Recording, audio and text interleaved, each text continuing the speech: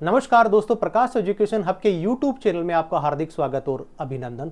Current affairs की इस महत्वपूर्ण श्रृंखला में कड़ी में आज हम आपके सामने एक नया वीडियोस लेकर के आए और इस वीडियोस के माध्यम से हम जानेंगे बहुत सारी ऐसी घटनाएं जो हाल ही के दौरान घटित हुई थी, चाहे वो प्रादेशिक स्तर की हो, चाहे राष्ट्रीय स्तर की हो, चाहे वो अंतर्राष्ट्रीय स्तर की हो। आज हम जानेंगे जनवरी 2023 से लेकर के अब तक के जितनी भी घटनाएं घटित हुई थी उसके बारे में करेंगे विस्तार से चर्चा। इसके अलावा आज हम जानेंगे 9वीं एशियन कबड्डी चैंपियनशिप जिसका खिताब किसने जीता, इसका उपविजेता कौन रहा और यह किस देश में आयोजित किया गया। इसके अलावा हम जानेंगे यूएस ओपन 2023 जिसमें मात्र 19 साल की एक लड़की ने जीता महिला वर्ग का खिताब। इसके अलावा बात करने वाले हैं डूरंड कप जो हाल ही के दौरान भारतवर्ष में आयोजित किया गया, इसका विजेता कौन बना। इसके अलावा बात करने वाले रणजी ट्रॉफी का कौन विजेता बना है, दिलीप ट्रॉफी का कौन विजेता बना है, हिनले पासपोर्ट इंडेक्स के अंदर भारत का स्थान कौन सा है।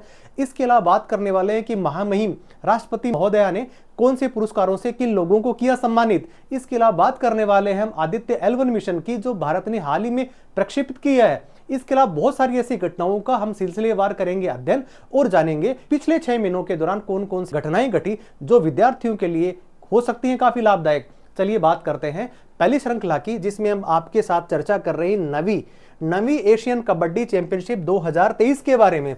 यह हाल ही के दौरान कहां पे इसका आयोजन किया गया, इसका विजेता कौन बना, उपविजेता कौन बना और भारत के नाम से कौन सा खिताब आया, करेंगे विस्तार से चर्चा। तो बने रहिए प्रकाश एजुकेशन हब के यूट्यूब चैनल के साथ और मेरे साथ अंत तक बने रहेंगे और लास्ट तक हम जानेंगे कि कौन कौन सी चीजें आपके साथ ऐसी होने वाली हैं जो विद्यार्थियों के लिए आगामी भर्ती परीक्षाओं के अंदर काफी लाभदायक सिद्ध होने वाली हैं। चलिए बढ़ते हैं पहले स्लाइड की तरफ। बात कर रहे हैं हम 9वीं एशियन कबड्डी चैंपियनशिप 2023 की। जैसा कि मैंने आपको पहले बताया 2023 के अंदर भारत के द्वारा इस खिताब को जीता गया, लेकिन ये कहां आयोजित किया गया, ये आयोजित किया गया दक्षिणी कोरिया में। दक्षिणी कोरिया के अंदर 9th एशियन कबड्डी चैंपियनशिप का आयोजन हुआ और इसके अंदर ईरान बना उपविजेता, जबकि बड़े अंतर से भारत ने उसको 42-32 के स्कोर से उसको हराया। इसके अलावा बात हम करेंगे कि अभी तक कबड्डी के जितने भी जो वर्ल्ड कप हुए हैं उसके अंदर सारे के सारे भारतवर्ष ने ही जीते हैं, अपने आप में बड़ी उपलब्धि है। इसके अलावा बात करने वाले हैं आज कबड्डी विश्व कप का सबसे पहला 2004 के अंदर खेला गया और अभी हाल ही के दौरान 2023 के अंदर भी ये प्रस्तावित है।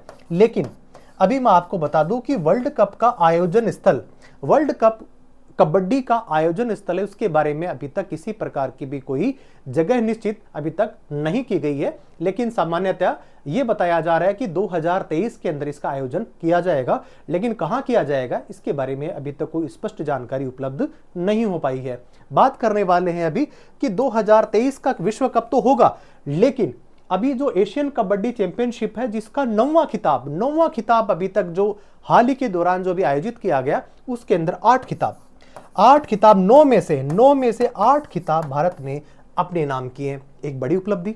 अब बात करने वाले हैं कि कबड्डी को प्रमोट करने के लिए भारत के अंदर ऐसे कौन कौन से टूर्नामेंट आयोजित करे जाते हैं जिसकी वजह से अंतर्राष्ट्रीय स्तर पे और ज्यादा प्रतिभाओं का निखार हो और बहुत सारी ऐसी नवीन प्रतिभाएं जो राष्ट्रीय स्तर पे पदस्थापित हो। इसके लिए हाल ही के दौरान प्रो कबड्डी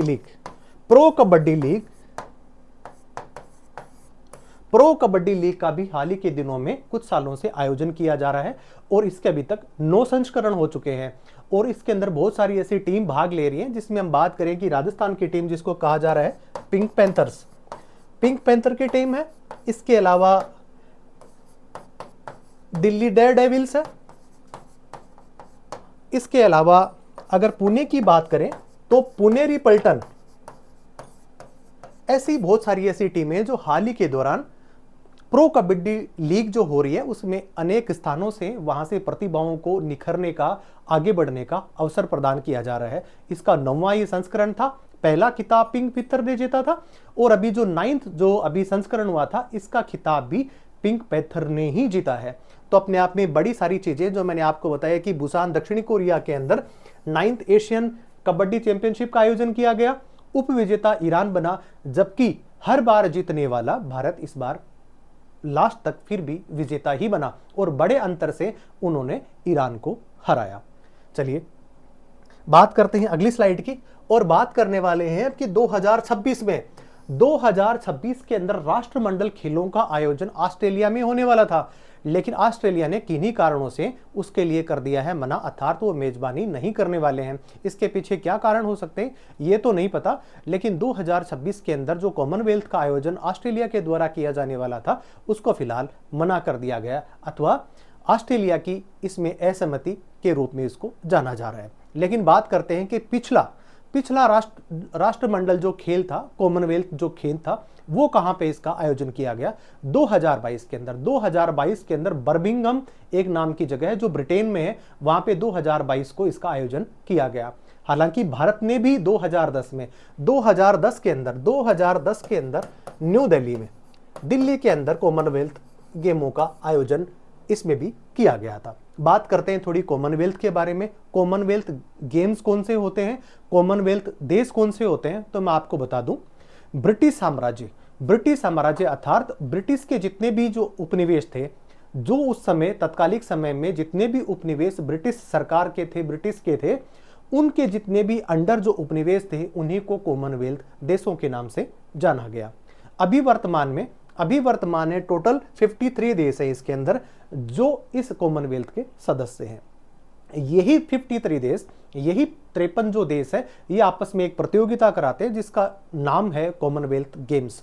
हालांकि इसमें कई देशों ने अभी कालांतर के अंदर इसमें असहमति जता दी है कि हम पुरानी जो संरक्षणवादी या जो गुलाम की जो परिभाषा जिसके नाम से जानी जाती है उसके सदस्य हम नहीं रह सकते। और उसी का ताजा उदाहरण आपने देखा कि ऑस्ट्रेलिया ने भी किन्हीं कारणों से उसको कर दिया है मना। आगे हम किसी स्लाइड में ये भी पढ़ने वाले हैं कि ऑस्ट्रेलिया ने अपनी मुद्रा के ऊपर वहां पे ब्रिटिश का एक सिंबल होता था उसको भी वहां से छापने से कर दिया है मना। तो ये अपने आप में बड़ी बात। अब मैं थोड़ा और आपको आगे बता दूं कि कॉमनवेल्थ जितने भी जो राष्ट्र होते हैं उनके राजदूत जब किसी दूसरे देश के अंदर जाकर के राजदूत बनते हैं तो उनको राजदूत नहीं कहा जाता, उनकी जगह उसको कहा जाता है उच्चायुक्त। तो कॉमनवेल्थ जितनी भी जो कंट्रीज हैं उनके राजदूत जब अपने किसी अन्य सदस्य देश के वहां पे राजदूत बन करके जाते हैं तो उनको वहां पे उच्चायुक्त ही बोला जाता है। उदाहरण के तौर पे भारत के उच्चायुक्त जो हाल ही में एक लेडीज बनी है, उनको जो है अभी पाकिस्तान के अंदर पदस्थापित किया गया, अथवा उनको कह सकते हैं कि उनको उच्चायुक्त वहां पे बनाया गया, जो भारतवर्ष ने पहली बार एक किसी महिला अधिकारी को वहां पे नियुक्ति दी है और वहां पे उनको पदासीन कराया है।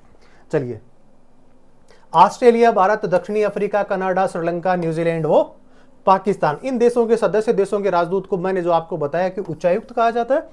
भारत में 2010 के अंदर कॉमनवेल्थ गेमों का आयोजन किया गया था और 2026 के अंदर ऑस्ट्रेलिया में होने वाले थे, जो किसी तात्कालिक कारण की वजह से नहीं हो पा रहे हैं, और 2022 के अंदर बर्मिंघम ब्रिटेन के अंदर इनको आयोजित किया गया था।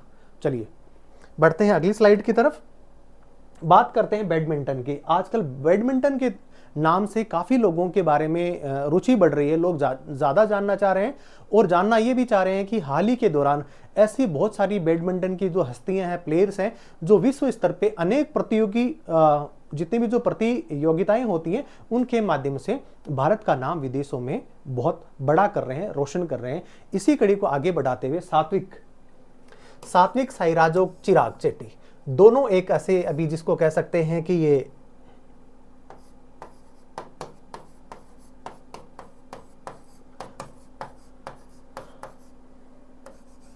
अब इनको हाल ही के दौरान एक जो है बैडमिंटन सनसनी के तौर पे भी इनको जाना जा रहा है। 18 से लेकर के 23 जुलाई 2023 तक कोरिया ओपन बैडमिंटन चैंपियनशिप के अंदर इन्होंने भाग लिया और वहां पे पुरुष युगल वर्ग के अंदर इन्होंने स्वर्ण पदक को जीता, अपने आप में बड़ी उपलब्धि। इसके अलावा जैसा कि मैंने आपको अभी बताया कि ये भारतीय खिलाड़ी और अन्य जितनी भी जो प्रतियोगिताएं हैं वहां पे भी इन्होंने अव्वल स्थान प्राप्त किया है। उन अगर स्थानों की बात करते हैं, उन चैंपियनशिप के बारे में बात करते हैं, तो सबसे पहले आता है स्विस ओपन, इंडोनेशियन ओपन और एशियन चैंपियनशिप। इसके अलावा हाल ही के कुछ दिनों पहले, महीनों पहले एक कप जो है उसका आयोजन किया गया था, उसको बोला गया था थॉमस कप। और थॉमस कप जो हुआ था उसके अंदर भारतीय खिलाड़ियों ने उम्दा प्रदर्शन करते हुए और बेहतरीन वहां से एक खिताब जीत करके लेके आए थे, और उस कप का नाम था थॉमस कप। वो भी भारतीय खिलाड़ियों ने अपने नाम किया है। चलिए, इसके अलावा मैं आपको बता दूं कि बैडमिंटन के तौर पे ऐसी बहुत बड़ी उपलब्धियां जो भारतीय खिलाड़ियों के नाम से ऑलरेडी अर्जित है, जिसमें हम बात करने वाले हैं कि ऑल इंग्लैंड बैडमिंटन चैंपियनशिप, जिसका खिताब सबसे पहले किस भारतीय ने जीता, तो उनका नाम था प्रकाश पादुकोण। अगर दूसरे नंबर की बात करें तो पुलेला गोपीचंद, जो फिलहाल वर्तमान में बैडमिंटन कोच हैं बहुत सारे ऐसे जो प्रसिद्ध खिलाड़ियों के, उन्होंने भी ऑल बैडमिंटन चैंपियनशिप जो इंग्लैंड में होती है उसका खिताब भी जीता। और मैं आपको बता दूं कि अगर ओलंपिक की बात करें तो साइना नेहवाल और पीवी संधू ने भी ओलंपिक में अपना बेहतर प्रदर्शन करते हुए, जो पीवी संधू ने जो खिताब जीते हैं वो इस प्रकार हैं: रजत पदक और कांस्य पदक, जबकि साइना नेहवाल ने कांस्य पदक अपने नाम किया ओलंपिक खेलों के अंदर एज ए बैडमिंटन का पार्टिसिपेंट बनते हुए। तो ये सारी जानकारी मैंने आपको इस स्लाइड के माध्यम से बताई कि चिराग सेठी और सात्विक दोनों ने हाल ही के दौरान एक दक्षिण कोरिया के अंदर जो है यहाँ पे एक बैडमिंटन चैंपियनशिप अभी हुई थी, और उसके अंदर उन्होंने पुरुष डबल के अंदर जो है खिताब को जीता। इसके अलावा मैंने आपको बताया कि स्विस ओपन भी उन्होंने जीता। इसके अलावा उन्होंने इंडोनेशिया बैडमिंटन ओपन जो था उसका भी उन्होंने खिताब को जीता, और इसके अलावा एशियन चैंपियनशिप का भी खिताब उन्होंने जीता। अपने आप में महत्वपूर्ण फैक्ट है। और आजकल बैडमिंटन से सवाल काफ़ी पूछे जाने लगे, क्योंकि बैडमिंटन की जितनी जो प्रतियोगिताएं होती हैं वो काफ़ी देशों में हो रही हैं, तो और भारत के खिलाड़ी ज़्यादा से ज़्यादा वहाँ पे भाग भी ले रहे हैं और ज़्यादा से ज़्यादा मेडल को भी ग्रैब कर रहे हैं और पोजीशन पे आ रहे हैं। चलिए बात करते हैं Ranji trophy 2023। Ranji trophy 2023 cricket का बहुत बड़ी, जिसको कहते हैं, ये है क्रिकेट की पाठशाला। क्रिकेट की पाठशाला का आशय ये है कि रणजी ट्रॉफी में लगभग सारे खिलाड़ी पार्टिसिपेट करते हैं, वही फिर इंडिया के लिए खेलते हैं। रणजी ट्रॉफी अपने आप में एक प्रतिष्ठित जो है वो बहुत बड़ा टूर्नामेंट होता है, और इसको काफ़ी लंबा समय हो गया, लगभग 141 साल हो गए। 141 साल का मतलब ये है कि ये अंग्रेजों के ज़माने से इसकी शुरुआत हो गई थी। चूँकि ये गेम जो है जेंटलमैन गेम के नाम से इसको जाना जाता है, वो भी ब्रिटिश के द्वारा ही यहाँ पे इसको लाया गया था। सबसे ज़्यादा अगर इसका खिताब अगर किसी ने जीता है तो 41 टाइम्स जो है इसका खिताब जो है वो बॉम्बे ने जीता है। अपने आप में बड़ा है नाम। इसके अलावा बात करने वाले हैं कि 2023 के अंदर रणजी ट्रॉफी का खिताब किसने जीता। प्रश्न मूलतः यही था। इस प्रश्न का उत्तर है सौराष्ट्र ने ऐसा कारनामा 2 बार किया है। 2023 में तो किया ही किया है, इससे पहले भी वो 1 बार ऐसा कारनामा कर चुके हैं। तो ये 1934-1935 के अंदर इसका आयोजन किया गया। मुंबई 41 बार अभी तक इसकी विजेता बनी है। इसका मतलब यह है कि सबसे ज्यादा बार अगर इस टूर्नामेंट को सबसे ज्यादा अगर किसी ने जीता है तो वो सिर्फ मुंबई है, जिसके नाम से खाते में उनके हैं 41 टाइम्स, 41 टाइम्स इन्होंने इस जो प्रतियोगिता को जीता है। अभी मैं इंटरेस्टिंग फैक्ट और बता दूं, हाल ही के दिनों के अंदर एशियन कप का भी आयोजन किया जा रहा है और भारत भी इसके अंदर भाग ले रहा है। इसके अलावा इसी साल भारत के अंदर वर्ल्ड कप जो है क्रिकेट का, वो भी उसका भी आयोजन होने वाला है, और नरेंद्र भाई मोदी स्टेडियम उसके अंदर नवंबर के अंदर इसका फाइनल भी होने वाला है। तो ये भी आपने एक बड़ा फैक्ट है। चलिए बात करते हैं ग्रैंड स्लैम 2023। ग्रैंड स्लैम 2023 के बारे में हम बात करने वाले हैं, जो 1 साल के अंदर 4 होते हैं।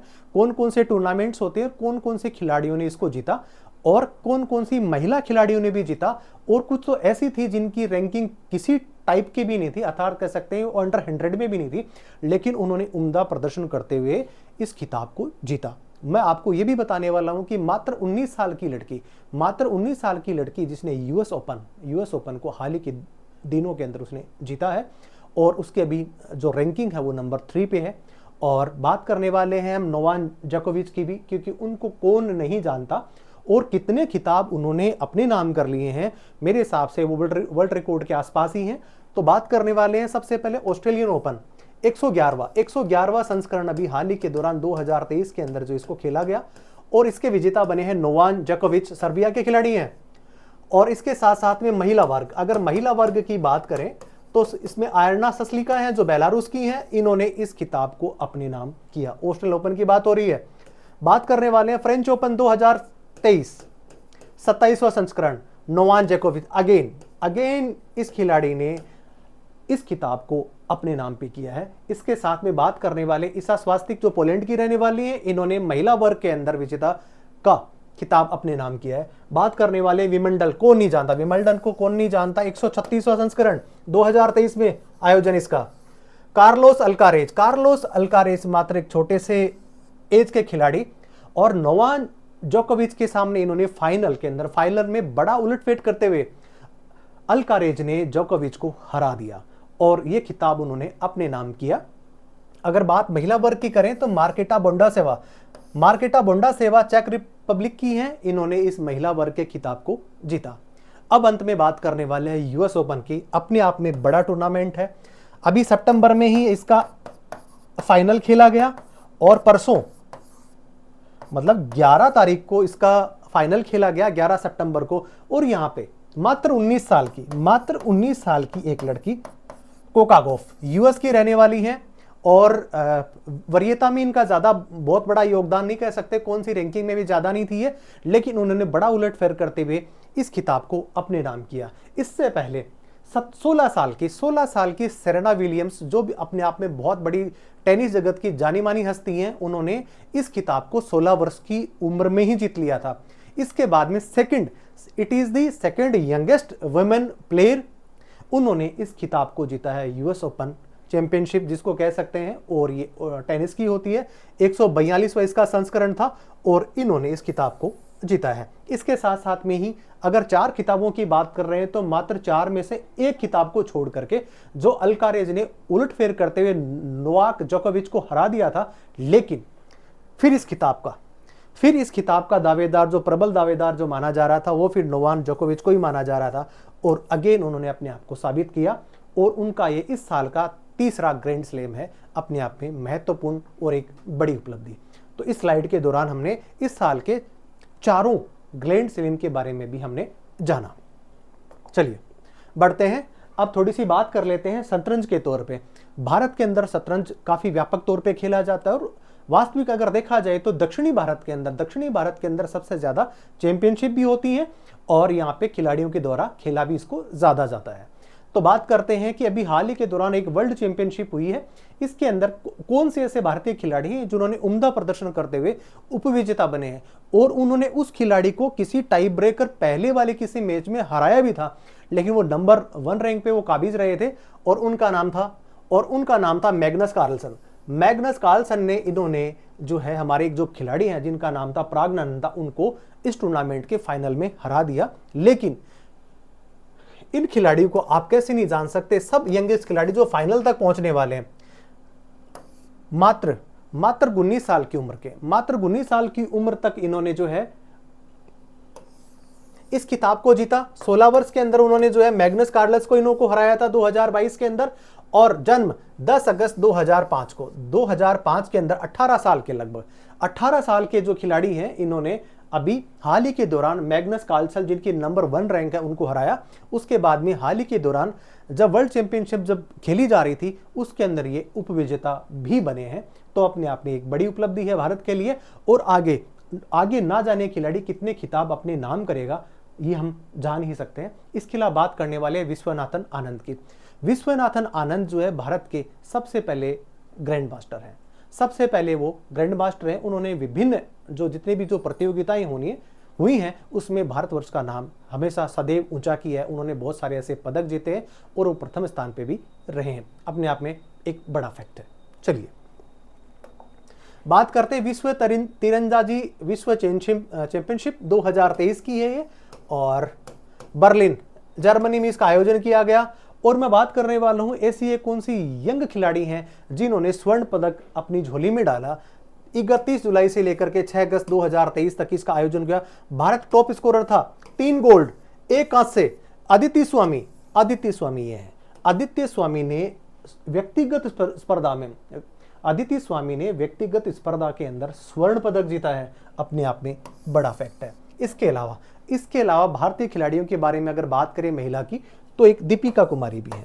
दीपिका कुमारी भी अंतर्राष्ट्रीय स्तर पर काफ़ी मेडल जीत चुकी हैं और झारखंड की रहने वाली हैं। इन्होंने भी तीरंदाजी के क्षेत्र में काफ़ी लंबा एक उनके पास में अनुभव है और काफ़ी उन्होंने नाम कमाया है और बहुत सारे ऐसे मेडल जो है भारत को उन्होंने दिए हैं। चलिए बढ़ते हैं आगे की तरफ। FIFA World cup. FIFA World cup 2023, इसके अंदर महिलाओं का एक आयोजन हुआ था।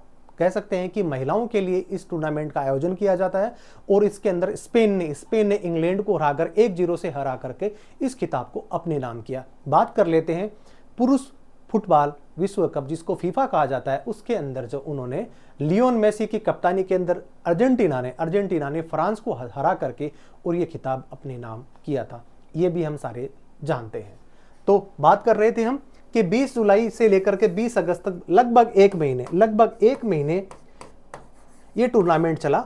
स्पेन इसमें विजेता रहा, 1-0 का स्कोर रहा और उन्होंने इंग्लैंड को हराया। महिलाओं को भी उचित प्रतिनिधित्व प्रदान करने के लिए और महिलाओं की भागीदारी को सुनिश्चित करने के लिए सभी क्षेत्रों में, जिसमें स्पोर्ट्स भी शामिल है, तो वहां पे महिला फुटबॉल विश्व कप का भी आयोजन किया गया और उस फुटबॉल विश्व कप के आयोजन के अंदर स्पेन ने इंग्लैंड को 1-0 से हरा करके विजेता का खिताब अपने नाम किया। चलिए बात करें अगली स्लाइड की तरफ। विश्व एथलेटिक्स चैंपियनशिप 2023, 19 से लेकर के 22 अगस्त के बीच में ये इसका आयोजन किया गया और भारत के लिए सबसे बड़ी और सबसे सुखद खबर ये थी कि हमारे स्टार जेवलिन थ्रो जो है नीरज चोपड़ा, उन्होंने इस खिताब को अपने नाम किया, अर्थात कह सकते हैं स्वर्ण पदक प्राप्त किया। किसी भारतीय खिलाड़ी ने विश्व एथलेटिक्स चैंपियनशिप के अंदर इंडिविजुअल व्यक्तिगत स्पर्धा के अंदर पहला स्वर्ण पदक प्राप्त किया है, अपने आप में बड़ा फैक्ट है। इसके अलावा अंजू बॉबी जॉर्ज जो लंबी कूद की खिलाड़ी थी, उन्होंने भी कांस्य पदक प्राप्त किया था। बाकी व्यक्तिगत स्पर्धा के अंदर ऐसा कोई मेडल अभी तक किसी भारतीय खिलाड़ी ने नहीं जीता है। लेकिन गौरतलब है कि भारत एक मेडल के साथ में 18वें स्थान पे रहा है, जबकि प्रथम स्थान यूएसए का रहा। मैंने आपको बताया कि अंजू बेबी जॉर्ज पेरिस 2003 का जो यहाँ पे ये जो गेम्स हुए थे, इसके अंदर इन्होंने कांस्य पदक जीता था। भारत के पहले खिलाड़ी नीरज चोपड़ा जिन्होंने गोल्ड जीता है। इसके अलावा इसी कैटेगरी के अंदर एक पाकिस्तानी खिलाड़ी हैं, उन्होंने इसी स्पर्धा के अंदर रजत पदक को जीता, अर्थात वे दूसरे नंबर पे रहे, जबकि हमारे भारतीय खिलाड़ी ने प्रथम स्थान प्राप्त किया, अर्थात उन्होंने स्वर्ण पदक को जीता। चलिए बात करते हैं वर्ल्ड बैडमिंटन चैंपियनशिप की मैं बात पहले स्लाइड में कर ही चुका हूं कि बहुत सारी ऐसी स्पर्धाएं हाल ही के दिनों में आयोजित करी जा रही हैं और बैडमिंटन को भारत ही नहीं अपितु विश्व स्तर पे भी काफी प्रमोट किया जा रहा है। और बहुत सारे ऐसे देश हैं जिसमें आपको मैं बताऊं कि Indonesia, Korea, Singapore, Bharat, China, ऐसी बहुत सारी ऐसी कंट्रीज हैं जो बैडमिंटन को और ज्यादा से ज्यादा प्रोत्साहन उनको दे रही हैं और इसमें भारतीय खिलाड़ी भी कम नहीं है। चाहे महिला वर्ग की बात हो चाहे पुरुष वर्ग की बात हो, सारे ही अपने लेवल पे बहुत अच्छा कर रहे हैं। और इसी कड़ी को हम आगे बढ़ा कर देखें तो सबसे पहले world badminton championship Copenhagen Denmark में इसका आयोजन किया गया। एच एस प्रणय भारतीय खिलाड़ी हैं, शानदार खेलते हैं, कांस्य पदक अपने नाम किया। पहले 1983 में प्रकाश पादुकोण, जिसका मैं आपको जिक्र पहले कर चुका हूं कि ऑल इंग्लैंड बैडमिंटन चैंपियनशिप का खिताब भी इन्होंने जीता है। प्रकाश पादुकोण ने ऑल इंग्लैंड बैडमिंटन चैंपियनशिप, इसका खिताब पहली बार किसी भारतीय खिलाड़ी ने जीता, उनका नाम प्रकाश पादुकोण था। उन्हीं के पीछे दूसरे पायदान पे अगर कोई है तो उनका नाम है पुलेला गोपीचंद। वर्तमान में भारतीय बैडमिंटन जो टीम है उसके कोच हैं वो, और ट्रेनिंग देते हैं। उन्होंने भी इस खिताब को अपने नाम किया था एज ए सेकंड नंबर भारतीय खिलाड़ी के तौर पे। अब बात करें, अगर यहाँ पे वर्ल्ड चैंपियनशिप की बात हो रही है तो बात करने वाले हैं एच एस प्रणय की। बहुत सारे खिताब इन्होंने जीते हैं। 2019 में साइबी प्रणीत कांस्य पदक सेम ही लेकर के आ रहे हैं, तो दोनों के एच एस प्रणय और साइबी प्रणीत। इसके अलावा युगल जोड़ी मिक्स डबल के अंदर ज्वाला गुट्टा और अश्वनी पोनप्पा, इन दोनों खिलाड़ियों ने भी कांस्य पदक एक अपने नाम किया है। एकल में अगर करें तो किदम्बी श्रीकांत ने भी रजत पदक जीता है, लक्ष्य सेन ने सिल्वर पदक जीता है, बी सनाई पंडित ने कांस्य पदक जीता है, प्रकाश पादुकोण ने कांस्य पदक जीता है और एच एस पंडित ने कांस्य पदक जीता है। हम कह सकते हैं कि विश्व लेवल पे अर्थात अगर अंतर्राष्ट्रीय लेवल पे भी देखें तो भारतीय खिलाड़ी उम्दा प्रदर्शन हाल ही के दौरान में करते हुए हम सब लोगों को नजर आ रहे हैं। इसी की कड़ी में हमने देखा कि ऑल बैडमिंटन चैंपियनशिप, जिसको इंग्लैंड कहा जाता है, दक्षिणी कोरिया के अंदर हाल ही के दौरान एक बैडमिंटन चैंपियनशिप का आयोजन किया, वहां पे भी भारत ने कुछ ना कुछ जीता है। और अगर बात हम कर रहे हैं कि वर्ल्ड चैंपियनशिप बैडमिंटन की, वहां पे भी ये खिताब अपने नाम ये कर रहे हैं एच एस प्रणय। चलिए बात करने वाले हैं under 20 world wrestling championship. Under 20 world championship जो अभी हाल ही के दौरान जिसका आयोजन किया गया, उसके अंदर भारतीय खिलाड़ियों का कैसा प्रदर्शन रहा, इसके बारे में इस स्लाइड के माध्यम से हम चर्चा करने वाले हैं। और कहीं ना कहीं एग्जाम्स के दौरान से, अगर एग्जाम के पॉइंट ऑफ व्यू से देखें, परिप्रेक्ष्य के तौर पे देखें, तो ये सवाल कहीं ना कहीं बनते जरूर हैं कि किस खिलाड़ी ने किस कैटेगरी में, कौन सी प्रतियोगिता में कौन सा स्थान प्राप्त किया। इसके बारे में भी सवाल आजकल जितने भी जो बोर्ड्स हैं या जितने भी जो आयोजन करता है, ऐसे सवाल हम लोगों से अर्थात विद्यार्थियों से पूछ रहे हैं। चलिए बात करते हैं 14 से 20 अगस्त 2023 की। भारत के साथ में 14 मेडल, 4 गोल्ड 3 सिल्वर, इसके अलावा 7 ब्रॉन्ज, और टोटल इनका हो जाता है, टोटल जो पदक है उन हो जाते हैं ये 14 के अंदर हम बात करने वाले हैं कि 4 ऐसे कौन से खिलाड़ी थे जिन्होंने गोल्ड को जीता, अर्थात उन्होंने सोना जीता, उन्होंने स्वर्ण पदक जीता। उनकी अगर बात करें तो अंतिम पंघल, प्रिया मलिक, मोहित कुमार और सविता दलाल, चारों ऐसे खिलाड़ी हैं जिन्होंने 4 स्वर्ण पदक अपनी व्यक्तिगत स्पर्धा के अंदर इन्होंने जीते हैं। बात हो रही थी वर्ल्ड रेसलिंग चैंपियनशिप 2023 की। चलिए बढ़ते हैं आगे। अब बात करने वाली स्क्वैश जो है वो ज्यादा इतना पॉपुलर गेम तो नहीं है, लेकिन 2023 में इसका आयोजन किया गया और बहुत कम खिलाड़ी इसको खेलते हैं, अथवा कह सकते हैं इसकी पब्लिसिटी ज्यादा नहीं होती है।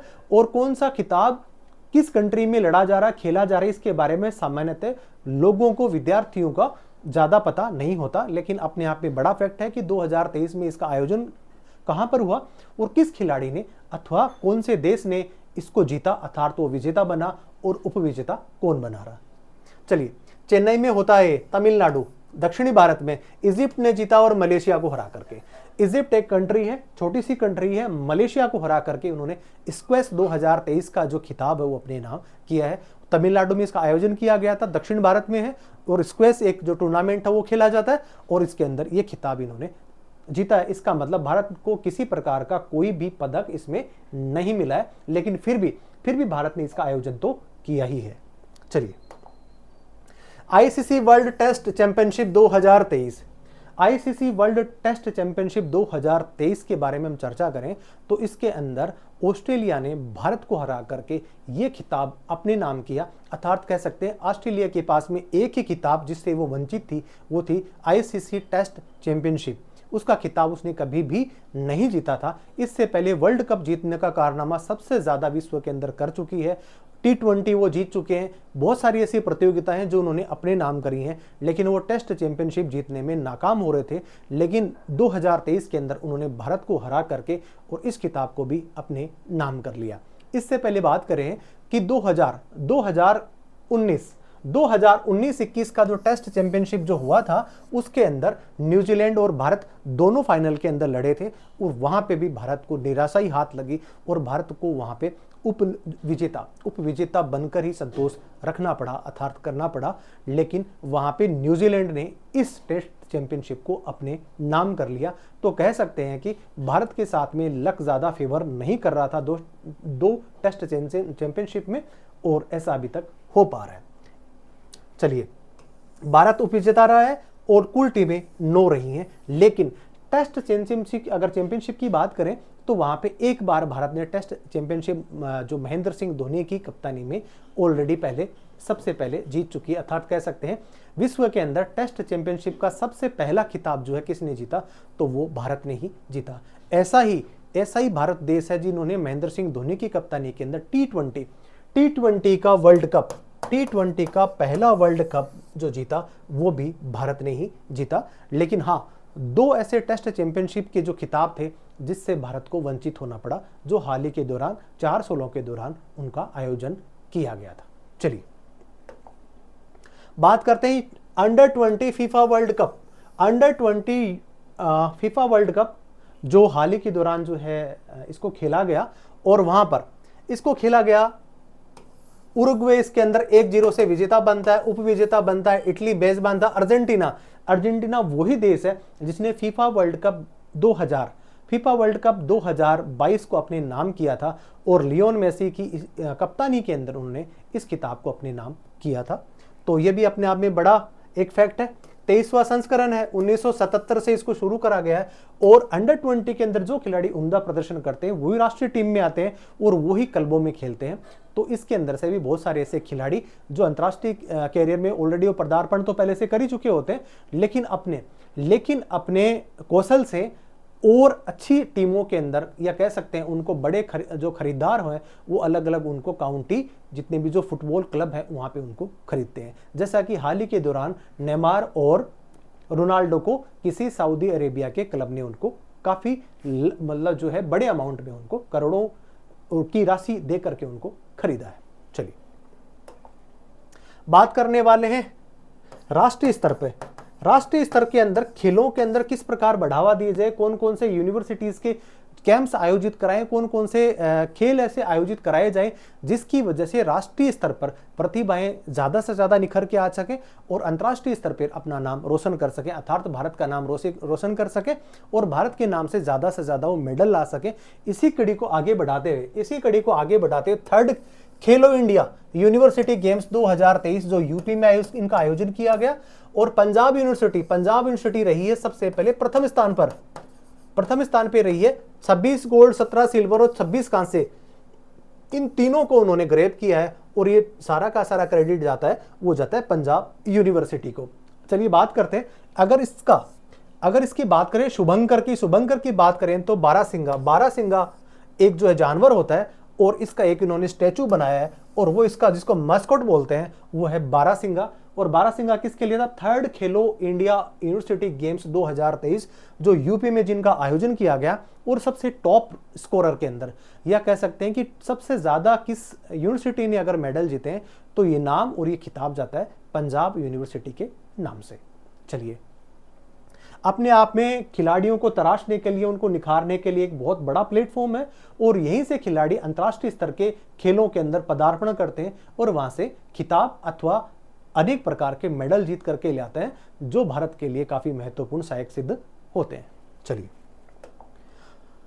बात करते हैं आईपीएल के फाइनल की बात करने हैं आज हम बात कर रहे हैं। हालांकि ये किताब काफी पुराना हो चुका है, लेकिन अपने आप में इंपॉर्टेंट है, जिसके अंदर जो है चेन्नई ने गुजरात टाइटंस को हरा करके, हालांकि गुजरात टाइटंस पिछली बार का विजेता था और इस बार वो खिताब के लिए लड़ रहा था, और फाइनल के अंदर फिर अगेन मुकाबला हुआ और वहां पे चेन्नई ने गुजरात को पटकनी दी। अर्थात कर सकते हैं कि महेंद्र सिंह धोनी की अगुवाई में चेन्नई ने गुजरात की टीम जिसके कप्तान थे हार्दिक पांड्या, उनको हरा करके और ये खिताब अपने नाम किया। अर्थात चेन्नई को उन्होंने इस खिताब से जो है वो नवाजा, या उनको जो है इस खिताब से उनको उनका मान बढ़ाया।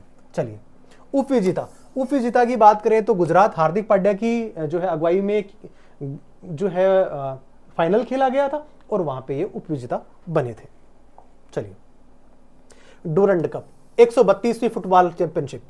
डूरंड कप अगर देखा जाए तो राष्ट्रीय स्तर पे भारत के अंदर सबसे बड़ा प्लेटफॉर्म है, जहां पे फुटबॉल के नवीन खिलाड़ियों को उनकी प्रतिभाओं को तराशने के लिए, हालांकि इसके साथ में अन्य पड़ोसी देश भी इसमें भाग लेते हैं।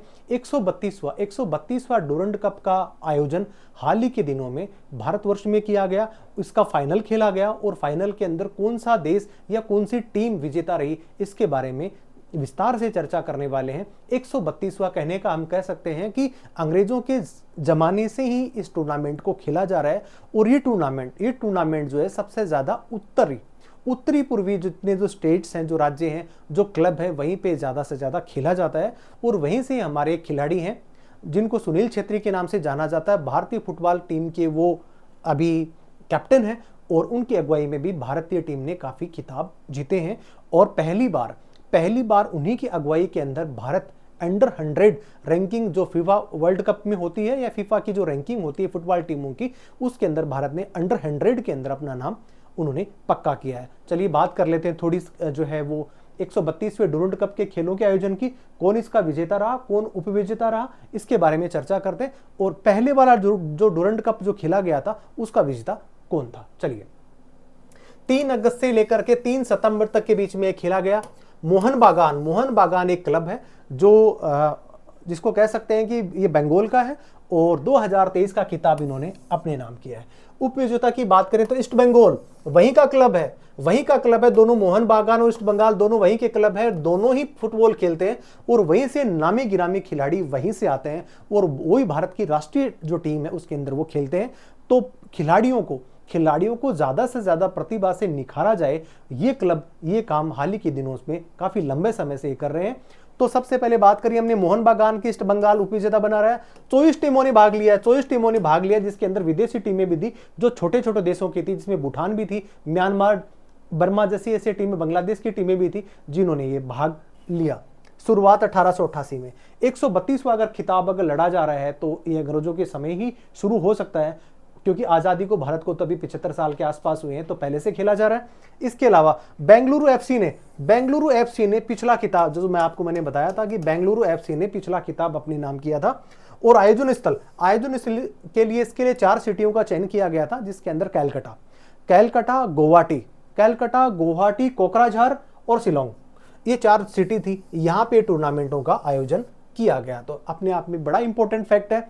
और सेफ गेम्स हो गए और डूरंड कप हो गए, ऐसी प्रतियोगिताएं अभी हाल ही के दौरान भारतवर्ष के अंदर भी ज्यादा होने लगी हैं और बहुत सारे ऐसे क्लबों के माध्यम से भी खिलाड़ी अपना जो है योगदान दे रहे हैं। और मुझे ऐसा लगता है कि 2040 से पहले भारत ओलंपिक के लिए, या कह सकते हैं कि फीफा वर्ल्ड कप के लिए भारत भी क्वालिफाई कर सकता है। ऐसा अभी देखने के ट्रेंड ऐसे जो है वो देखने को मिल रहे हैं। चलिए बात करते हैं भारत की ऐसी कौन सी महिला तैराक है, या बात करने वाले ऐसी कौन सी एथलीट हैं जो डॉप टेस्ट में फेल हो गई हैं। दूती चंद को कौन नहीं जानता, समलेगिंग है। दूती चंद के बारे में हम सब लोग जानते हैं और कह सकते हैं कि 100 मीटर 200 मीटर के अंदर स्प्रिंट ये लगाती है और इन्होंने कई खिताब अपने नाम करे हैं, जिसके अंदर एशियन एथलेटिक्स चैंपियनशिप थी, उसमें भी इन्होंने जो है रजत और गोल्ड जीता है इन्होंने। लेकिन हाल ही के दौरान डॉप टेस्ट के अंदर ये फेल हो गई और डॉप टेस्टों के जो नाडा, नेशनल एंटी डोपिंग एजेंसी नाडा, जिसके द्वारा सभी खिलाड़ियों के टेस्ट करे जाते हैं कि कौन से खिलाड़ी ने किसी प्रकार का सेवन तो नहीं किया, अथवा या अर्थात कह सकते हैं कि ऐसी कोई प्रतिबंधित दवाइयों का सेवन जो खिलाड़ियों के लिए वर्जित हो उसका सेवन तो नहीं किया गया है। उस खिलाड़ी के द्वारा इसका टेस्ट होता है और उस टेस्ट के अंदर दूती चंद फेल हो गए हैं या हो गई हैं और उनको 4 साल का उन पे बैन लगा दिया गया है। और ये खिलाड़ी का भी स्टेटमेंट आया था कि इसके लिए इसके विरुद्ध जो है वो कोर्ट भी जाने वाली है। अपने आप में बड़ा फैक्ट है दूती चंद के बारे में कह सकते हैं। और अभी हाल ही में पूछा जा सकता है कि ऐसी कौन सी खिलाड़ी है जिनको हाल ही के दौरान डोपिंग टेस्ट के अंदर फेल होने के बाद उनको 4 साल के लिए प्रतिबंध लगा दिया गया था, तो ऐसे खिलाड़ी का नाम है दूती चंद। चलिए बात करते हैं भारत का पहला नाइट रेसिंग सर्किट कहां बनाया गया है।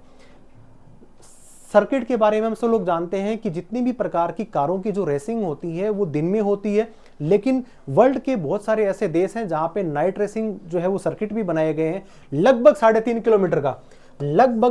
किलोमीटर का ये एक कोर्ट है और ये कोर्ट जो है वो तमिलनाडु की राजधानी चेन्नई में इसका निर्माण किया गया है, जहां पे नाइट रेसिंग सर्किट इसको बनाया गया है। और इसके अंदर इसका जो तत्वाधान था वो चेन्नई, इसके अलावा एक छोटा सा क्लब है, उन दोनों ने इसको मिलकर के बनाया है।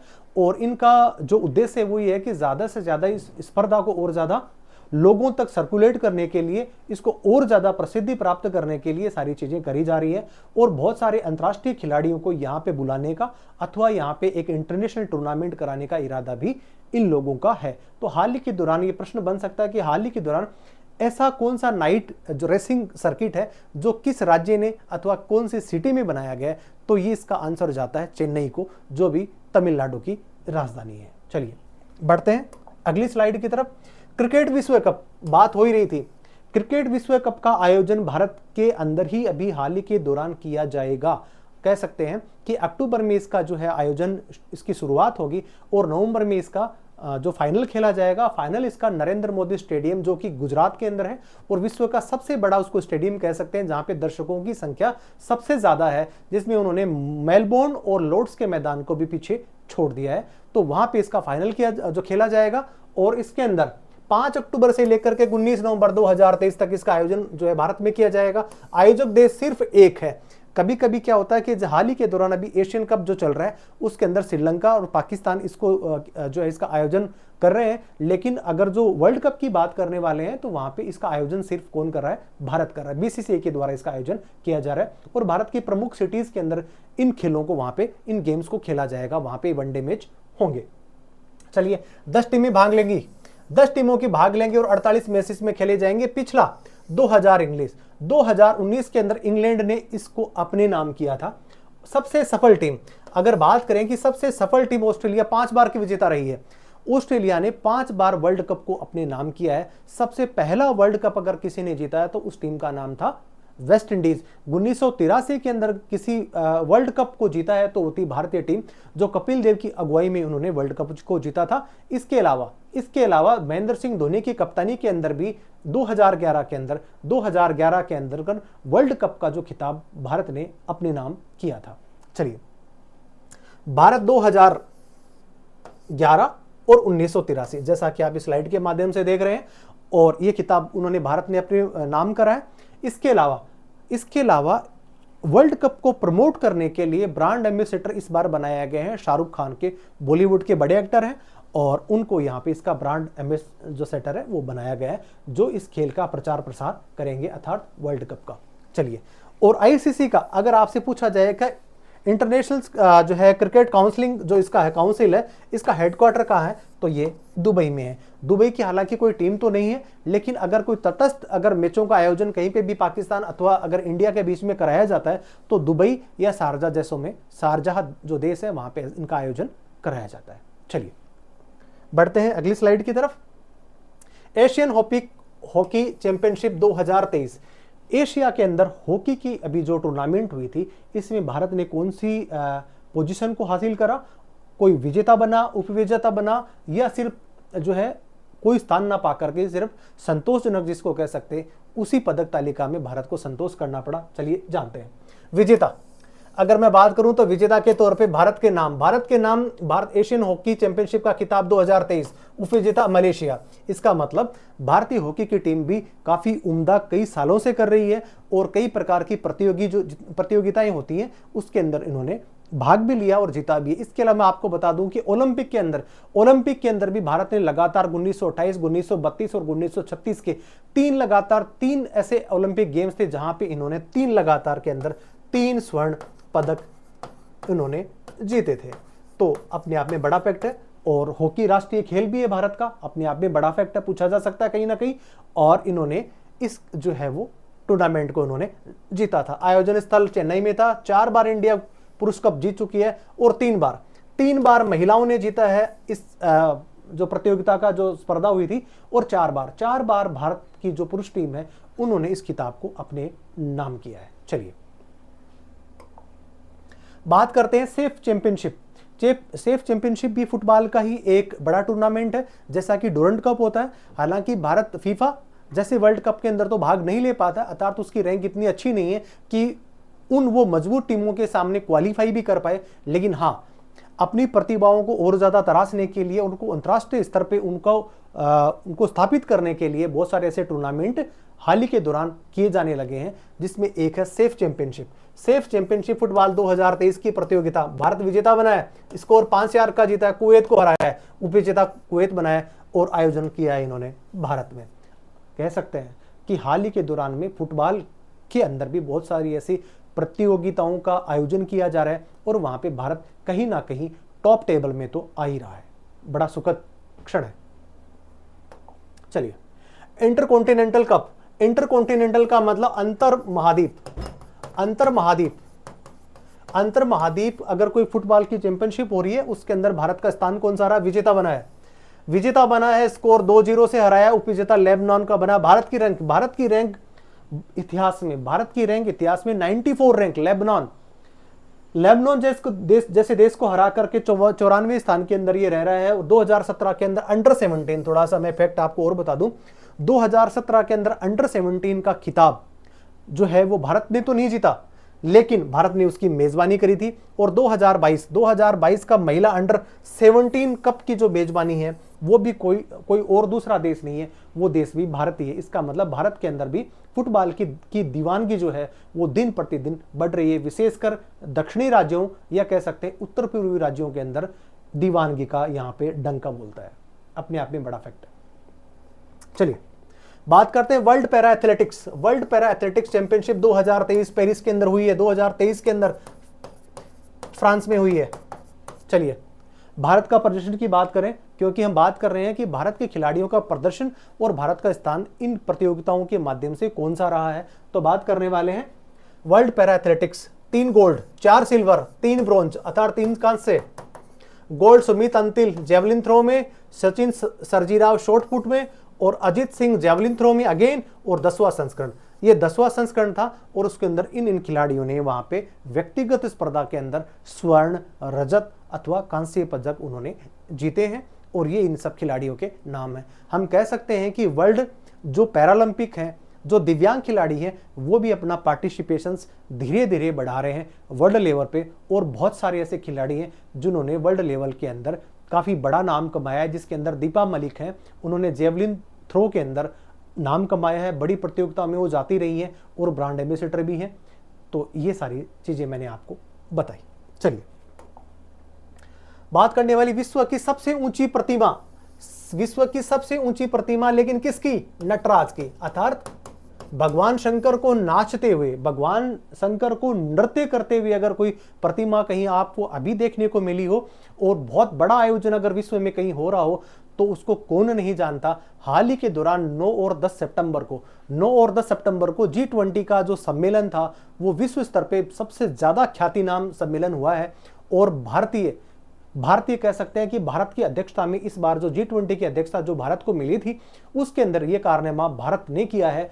और सभी देशों को किसी भी प्रकार का कोई विरोधाभास नहीं और एक सामूहिक एक घोषणा पत्र तैयार करने का जो श्रेय जो जाता है वो भारत सरकार को जाता है। और इसके लिए उस सरकार को बहुत बहुत साधुवाद और धन्यवाद। और उन्होंने विश्व पटल के अंदर भारत का नाम बहुत बड़े लेवल पे उन्होंने नाम कमाया है और सारे राष्ट्र इसे प्रसन्नचित्त होकर के देख रहे हैं इसको, भारत को।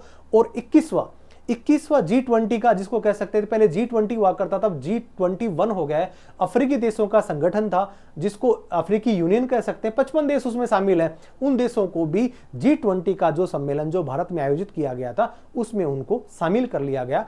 और अब भारत के सामने या कह सकते हैं भारत के द्वारा एक नए नाम को उन्होंने आगे बढ़ाया और वो देश था 21वां कौन सा? अफ्रीकी संघों का देश, जिसमें 55 देश शामिल हैं। तो अब भारत G20 के नाम से नहीं, अब G21 के नाम से जाना जाएगा, पहचाना जाएगा। और ये सब किसकी वजह से हुआ? ये सब हुआ भारतवर्ष की वजह से ही। चलिए बात करते हैं, स्थापित की गई 28 फीट ऊंचाई है, 28 फीट की ऊंचाई है नटराज की। और मंडपम, भारत मंडपम के इनके सामने यहां पे इसको स्थापित किया गया। और इंदिरा गांधी मेमोरियल टूलिप का गार्डन जहां वहां पे वहीं पे इसको जो स्थापित किया गया। तो ये भी आपने एक बहुत बड़ा फैक्ट है। G20 जो संगठन है इसका जो हाल ही के अंदर जो आयोजन किया गया, जिसकी अध्यक्षता भारतवर्ष के पास थी, इससे पहले इंडोनेशिया के पास में थी और भारतवर्ष थे इस अध्यक्षता को करके। और अभी अपना जो इसकी जो मसाल कह सकते हैं वो उन्होंने ब्राजील को सौंपी। तो ये भी ट्राई का एक नाम का एक संगठन होता है जिसमें 3 देश शामिल होते हैं, जिसमें हाल ही के दिनों के अंदर 3 देश थे, जिसके अंदर पिछला, वर्तमान और आगामी। जैसे पिछला इंडोनेशिया था, अभी जो भारतवर्ष जो कर रहा था ये वर्तमान वाला था और ब्राजील का जो था वो आगे होने वाला है। अर्थात ब्राजील को भारत ने मसाल सौंपी है कि अगले साल G20 की अध्यक्षता आप करेंगे। इसी संगठन को एक छोटा सा नाम दिया गया जिसको बोला जाता है ट्राइका। चलिए हेनले पासपोर्ट इंडेक्स क्या होता है? ये उस देश की मजबूती होती है कि अगर किसी देश का पासपोर्ट कितने देशों के अंदर बिना किसी वीजा के द्वारा कोई भी व्यक्ति पासपोर्ट के माध्यम से किन किन देशों के अर्थात कितने देशों की यात्रा कर सकता है, वहां जाने के बाद उसको ऑन अराइवल वीजा लेना पड़ता हो। कहने का है, हम ये कह सकते हैं कि एयरपोर्ट पर उतरने के बाद उसको वीजा इशू किया जाता हो। इसका मतलब यह है कि उस देश की पासपोर्ट, उस देश की करेंसी और उस देश की जो मजबूती है विश्व में कैसी है, इसके बारे में पता उसके पासपोर्ट से ही लगाया जा सकता है। और इसका श्रेय जाता है सिंगापुर। सिंगापुर का पहला स्थान है पासपोर्ट के अंदर। पासपोर्ट का मतलब यह है कि सिंगापुर का कोई भी व्यक्ति ज्यादा से ज्यादा या विश्व के अंदर बहुत सारे ऐसे देशों में जा सकता है जहां पे उसको वीजा की जरूरत नहीं पड़ती।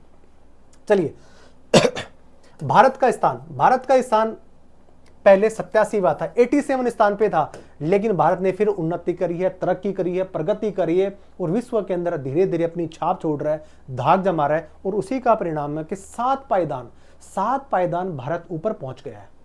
ठीक, तो ये बात है कि पहले 87 था और अभी ये कहां पहुंच गया है, 80 पहुंच गया है। इसका मतलब आसपास का मतलब पहले यहां पे कहां पे 67 हुआ करता था, लेकिन अभी ये 80 के आसपास पहुंच गया है, जबकि पहला स्थान इसका सिंगापुर का है। चलिए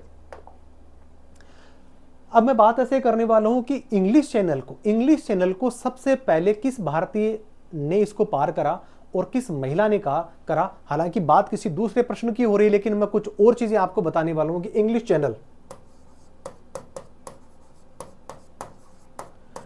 चैनल को पार करने वाली भारतीय आरती साहा, मिहिर सेन पुरुष वर्ग में, इन्होंने इंग्लिश चैनल को क्रॉस किया था। लेकिन बात तो किसी और की हो रही है, बात हो रही है नॉर्थ चैनल की।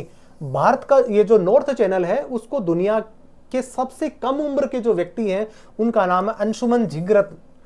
अंशुमन झिंगरन ने मात्र 18 साल 125 दिन की जिनकी एज थी, उनकी जो एज है वो इतनी है, मात्र छोटी सी आयु की है, और उन्होंने नॉर्थ चैनल को इन्होंने तैर करके पार करा है।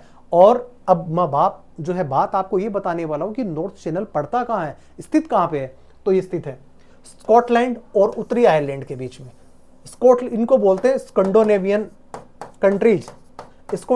कंट्रीज है, उनके बीच में ये एक जिसको कह सकते हैं ये समुद्र है, और इन दोनों के बीच के जो दूरी है उसको 18 साल और 125 दिन का एक नौजवान लड़का जिसका नाम है अंशुमन झिंगरन, उन्होंने इस चैनल को पार करा है। और मैंने आपको इंग्लिश चैनल को पार करने वाली प्रथम भारतीय महिला और प्रथम भारतीय पुरुष जिन्होंने इंग्लिश चैनल को सबसे पहले पार किया था, उनके नाम भी मैंने आपको इस स्लाइड के माध्यम से लिख करके बताए हैं। जबकि नॉर्थ चैनल को पार करने वाले व्यक्ति हैं मात्र 18 साल की उम्र के आसपास। मात्र 18 साल की उम्र के आसपास किसी लड़के ने इस खिताब को अपने नाम किया सबसे कम उम्र के लिहाज से, तो उनका नाम है अंशुमन। चलिए बात करें भूमि सम्मान 2023। भूमि सम्मान 2023 का खिताब किसके द्वारा प्रदान किया गया, अर्थात इसको दिया किसने है? इसको दिया है महामहिम राष्ट्रपति महोदया द्रौपदी मुर्मू जी ने। भूमि सम्मान किसको कहते हैं? भूमि सम्मान का मतलब है कि भूमि विकास के लिए जितने भी प्रकार की दिक्कतें हैं उनको सोल्व करने का काम अगर कोई व्यक्ति करता है, कोई सचिव करता है, कोई कलेक्टर करता है, उनको हर साल इस पुरस्कार से नवाजा जाता है।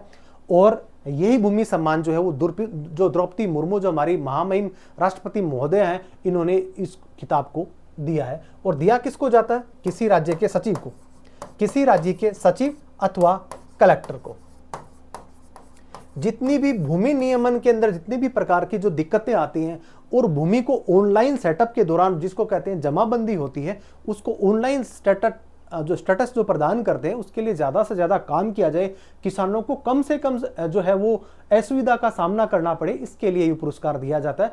ये राज्य स्तर पर राज्य सचिव को दिया जाता है अथवा किसी जिले के पदस्थापित कलेक्टर को भी ये सम्मान से नवाजा जा सकता है। जो हाल ही के दौरान भूमि सम्मान जो है वो जो द्रौपदी मुर्मू है हमारी जो राष्ट्रपति महोदय हैं उनके द्वारा इसको दिया गया। चलिए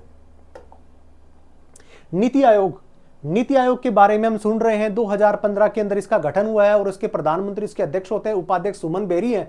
इसके अलावा इसके सदस्य भी मुख्यमंत्री होते हैं और बहुत सारी चीजें जो नीति आयोग हाल ही के दिनों के दौरान कर रहा है। ये योजना आयोग को प्रतिस्थापित करके नीति आयोग को बनाया गया। चलिए बात करते हैं कि नीति आयोग द्वारा निर्यातक सूचकांक के अंदर सबसे प्रथम स्थान किसने प्राप्त करा है? तो वो और कोई नहीं, जो राज्यों हैं उनके अंदर सबसे ज्यादा, या कह सकते हैं पूरे भारतवर्ष के अंदर जीआई टैग, पूरे भारतवर्ष के अंदर जीआई टैग सबसे ज्यादा किसी राज्य के पास में है तो उस राज्य का नाम है तमिलनाडु। तमिलनाडु के पास में ये खिताब गया है और द्वितीय स्थान पे महाराष्ट्र रहा है और तृतीय स्थान पे रहा है कर्नाटका। तो नीति आयोग के द्वारा ये जो है निर्यातक संकेतक जो है वो इसका सूचकांक वो दिया जाता है, जो वर्तमान में तमिलनाडु को दिया है। चलिए बात करते हैं बिमस्टेक की। Bay of Bengal, bay of Bengal multi sectoral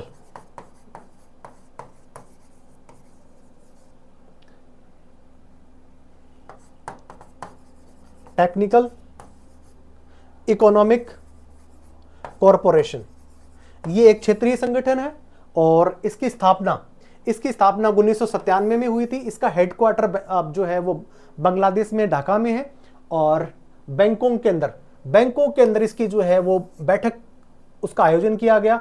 S Jaishankar जो यहाँ के विदेश मंत्री हैं उन्होंने इसमें भाग लिया। क्षेत्रीय बहुपक्षीय संगठन है। दुनिया की 22% आबादी इन देशों के अंदर रहती है। ये सारे के सारे पड़ोसी देश हैं जिनको कह सकते हैं कि दक्षिणी एशिया और दक्षिणी पूर्वी एशिया, जिसके अंदर थाईलैंड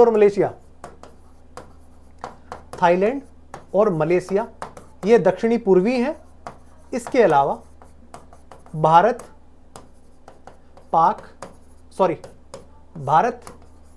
भूटान, नेपाल, श्रीलंका और बांग्लादेश, ये सारे 5+2 7 इसके देश हैं।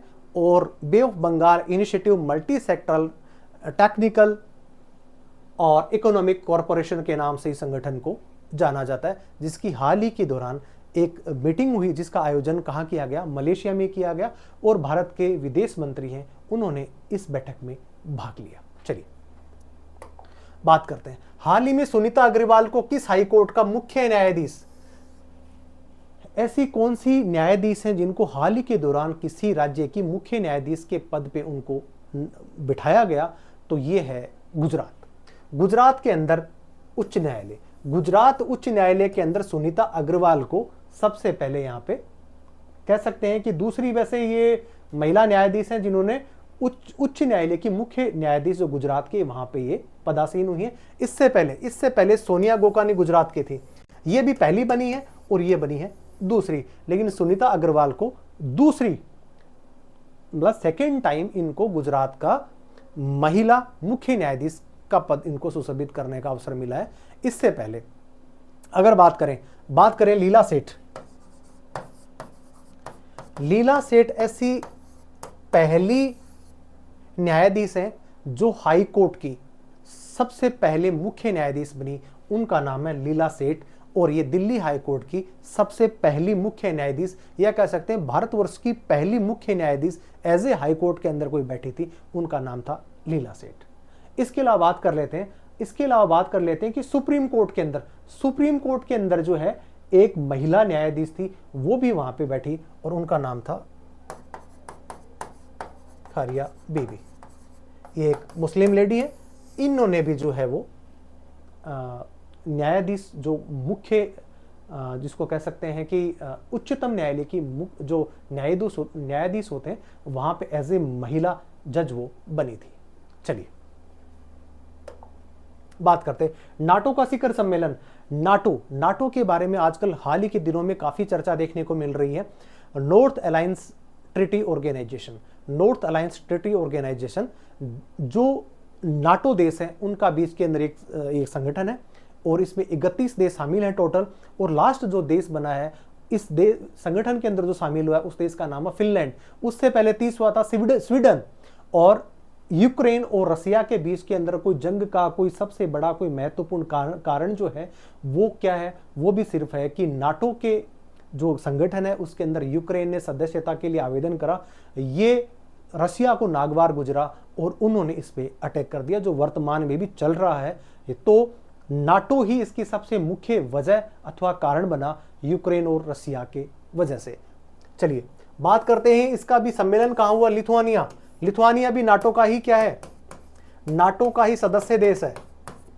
अभी हाल ही में टोटल हो गए 31 देश। लास्ट का बना फिनलैंड, इससे पहले बना स्वीडन, इसका हेडक्वार्टर, अगर इसके हेडक्वार्टर की बात करें तो ब्रसेल्स बेल्जियम के अंदर इसका हेडक्वार्टर है। और इसके अंदर यूरोप और अमेरिका महाद्वीप की जो जितनी भी जो शक्तियां हैं जिसको कह सकते हैं, और एक टर्की को छोड़ करके यूरोप और अमेरिका महाद्वीप, उन जितने देशों के अंदर जो छोटे छोटे देश हैं वो इन सब जो सदस्य देश है वो नाटो के इसके अंदर सदस्य देश है। सदस्य देशों की संख्या है 31। चलिए बात करते हैं भारत के पहले वैदिक थीम आधारित वन पार्क का उद्घाटन जो है वो नोएडा में किया गया। नोएडा वैसे पड़ता है यूपी में, और यहाँ पे वैदिक थीम का एक पार्क बनाया गया है, और इसी पे जो है वो यहाँ पे योग वगैरह जितने भी क्रियाकलाप जो सुबह जितने भी जो नागरिक हैं वो करते हैं, सामान्य जन आसपास में जो सुबह उठ करके करते हैं, जिसमें बुजुर्ग और विशेषकर महिलाएं और बच्चे ज़्यादा करती हैं, उसके लिए एक बड़ा एक थीम पार्क बनाया गया है जो वेदों के संकलन के आधार पे उसको जो है वो बनाया गया है, उसको स्थापित किया गया है। और ये कहाँ पड़ता है? ये नोएडा में पड़ता है। चलिए PBWRS1 एक नई किस्म है जो किस से संबंधित है? वो गेहूं से है। क्यों खोजी गई है? गेहूं के अंदर गुणवत्ता और ज्यादा उत्पादन अगर कोई देने वाला और कोई बीज है, उसकी अगर कह सकते हैं कि कोई उन्नत किस्म है, उस किस्म का नाम है PBWRS1। इस खेत जो है वो वैज्ञानिकों ने इसकी इजाद करी है, और ये जो गेहूं है वो ज्यादा गुणवत्ता युक्त भी है और साथ में ज्यादा उत्पादन अथवा कह सकते हैं कि पैदावार जो ज्यादा देने वाला जो बीज है वो उस बीज की जो किस्म है वो PBWRS1 है। चलिए हाल ही में किस राज्य के आजीविका मिशन को स्कॉच पुरस्कार से नवाजा गया है? जम्मू कश्मीर। आजीविका मिशन हाल ही के दौरान जो 370 जब आर्टिकल हटा है, उसके बाद में भारत सरकार ने सबसे ज्यादा वहां पे निवेश की जितनी भी जो चुनौतियां थी उनको उन्होंने लगभग खत्म सा कर दिया, और बहुत सारे व्यवसायी उद्यमी ज्यादा से ज्यादा रोजगार वहां पे लगा रहे हैं। इसके अलावा G20 का अभी हाल ही के दौरान पर्यटन के क्षेत्र में अगर देखा जाए तो एक बहुत बड़ा आयोजन जो जम्मू कश्मीर में किया गया, और उसी की परिणति के तौर पे कह सकते हैं कि आजीविका मिशन ये भी अपने आप में एक बड़ा मिशन है, भारत सरकार के द्वारा संचालित किया जाता है। और स्कॉच पुरस्कार से किसी राज्य को सम्मानित किया गया, उस राज्य का नाम है जम्मू कश्मीर है। तो ये भी अपने आप में एक बड़ा फैक्ट है। चलिए बढ़ते हैं। इमर्जिंग एशिया कप का खिताब किसने जीता? इमर्जिंग एशिया कप का खिताब पाकिस्तान ने जीता। इमर्जिंग एशिया कप का खिताब पाकिस्तान ने जीता, और 2013 से इसकी शुरुआत हुई है, और 2013 के अंदर सबसे पहली बात अगर इमर्जिंग का जो खिताब था वो भारतवर्ष ने जीता। पाकिस्तान 2 बार जीत चुका है, श्रीलंका भी इसमें 2 बार जीत चुका है, और ये है इस बार का जो खिताब है वो नाम किया है पाकिस्तान ने अपने नाम पर। चलिए बात करते हैं भारत के 83वें ग्रैंड मास्टर जिनका नाम है आदित्य एस सावंत का संबंध किस राज्य से है? उनका संबंध है किस राज्य से है? तो नाम जाता है महाराष्ट्र। मैंने आपको पहले ही बताया कि सबसे ज्यादा ग्रैंड मास्टर अगर कोई देखने को मिल रहे हैं तो मिल रहे हैं दक्षिणी भारत से। सबसे कम उम्र के सबसे पहले विश्वनाथन आनंद जो है वो सबसे पहले ग्रैंड मास्टर बने। इसके अलावा कोनेरू हम्पी जो है वो महिला वर्ग में, कोनेरू हम्पी महिला वर्ग की खिलाड़ी रही हैं, ये भी जो है वो ग्रैंड मास्टर रही हैं और सबसे कम उम्र की रही हैं। इसके अलावा मैंने आपको पहली स्लाइड के दौरान बताया था कि प्राग्नंदा ने अभी जो हाल ही के दौरान जो आयोजित हुई थी विश्व शतरंज जो चैंपियनशिप, जिसके अंदर कार्लसन ने इनको हराया, तो ये भी एक ग्रैंड मास्टर है। लेकिन 83वें ग्रैंड मास्टर जो है उनका नाम आदित्य सामंत है, और इनका संबंध महाराष्ट्र से है। चलिए बढ़ते हैं अगली स्लाइड की तरफ। किस भारतीय रेलवे स्टेशन को यूनेस्को के द्वारा रेलवे के किस संगठन जो है वो यूनेस्को के द्वारा उसको सम्मानित किया गया? भाईकुला स्टेशन जो मुंबई के आसपास पड़ता है, महाराष्ट्र में पड़ता है, उसको इस पुरस्कार से नवाजा गया, उसको नामांकित किया गया, उसको इस पुरस्कार से नवाजा जाएगा।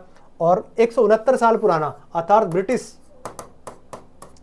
ब्रिटिश टाइम के समय इसको बनाया गया था। यूनेस्को की स्थापना की बात करें तो पेरिस में हुई है, इसकी स्थापना 1945 में हुई है, और यूनेस्को का हेडक्वार्टर जो है वो कहाँ पे है? फ्रांस में है, पेरिस में है।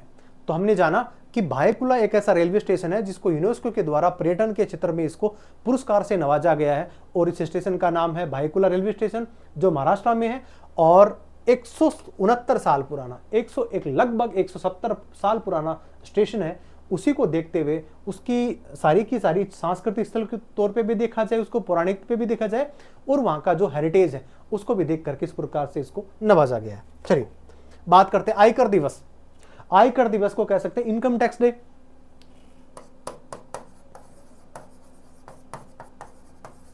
इनकम टैक्स डे कब मनाया जाता है? 24 जुलाई। 24 जुलाई को क्यों मनाया जाता है? इसके लिए मैं आपको बता दूं कि 1880 को पहली बार आयकर लगाया गया था। ये जेम्स विल्सन ने लगाया था, क्योंकि उस समय जो वित्त मंत्री ये थे और इन्होंने इनकम टैक्स पहली बार लगाया था। और क्यों लगाया था इसके बारे में बताता हूं कि 1857 की क्रांति के दौरान ब्रिटिश सरकार को जितना नुकसान झेलना पड़ा था उसकी भरपाई करने के लिए अगर कोई टैक्स लगाया गया था, उस टैक्स का नाम था आयकर, जो जेम्स जो है विल्सन ने लगाया था। और 1880 के अंदर भारत में पहली बार आयकर के नाम से एक नया संबंध जो है वो शब्द गढ़ा गया।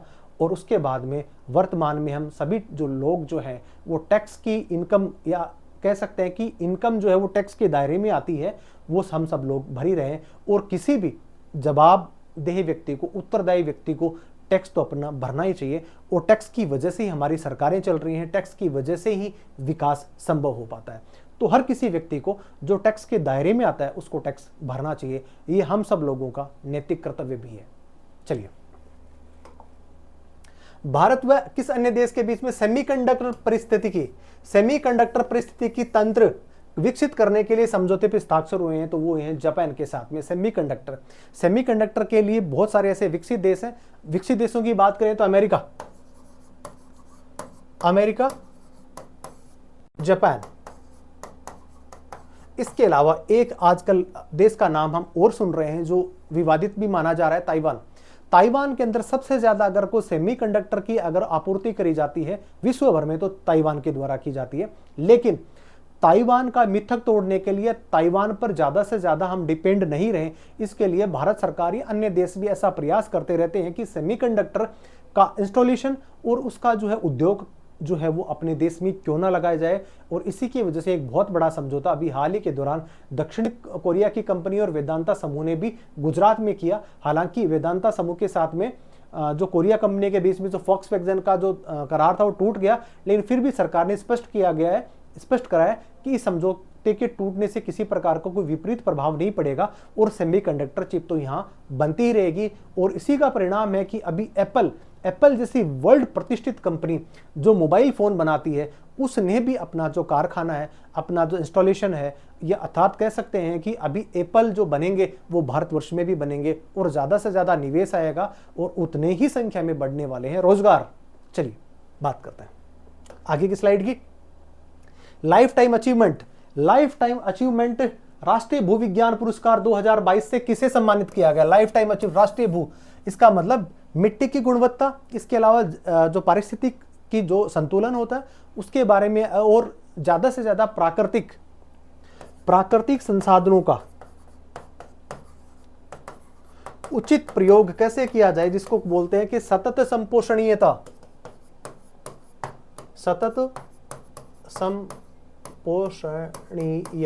अर्थात हम अगली पीढ़ी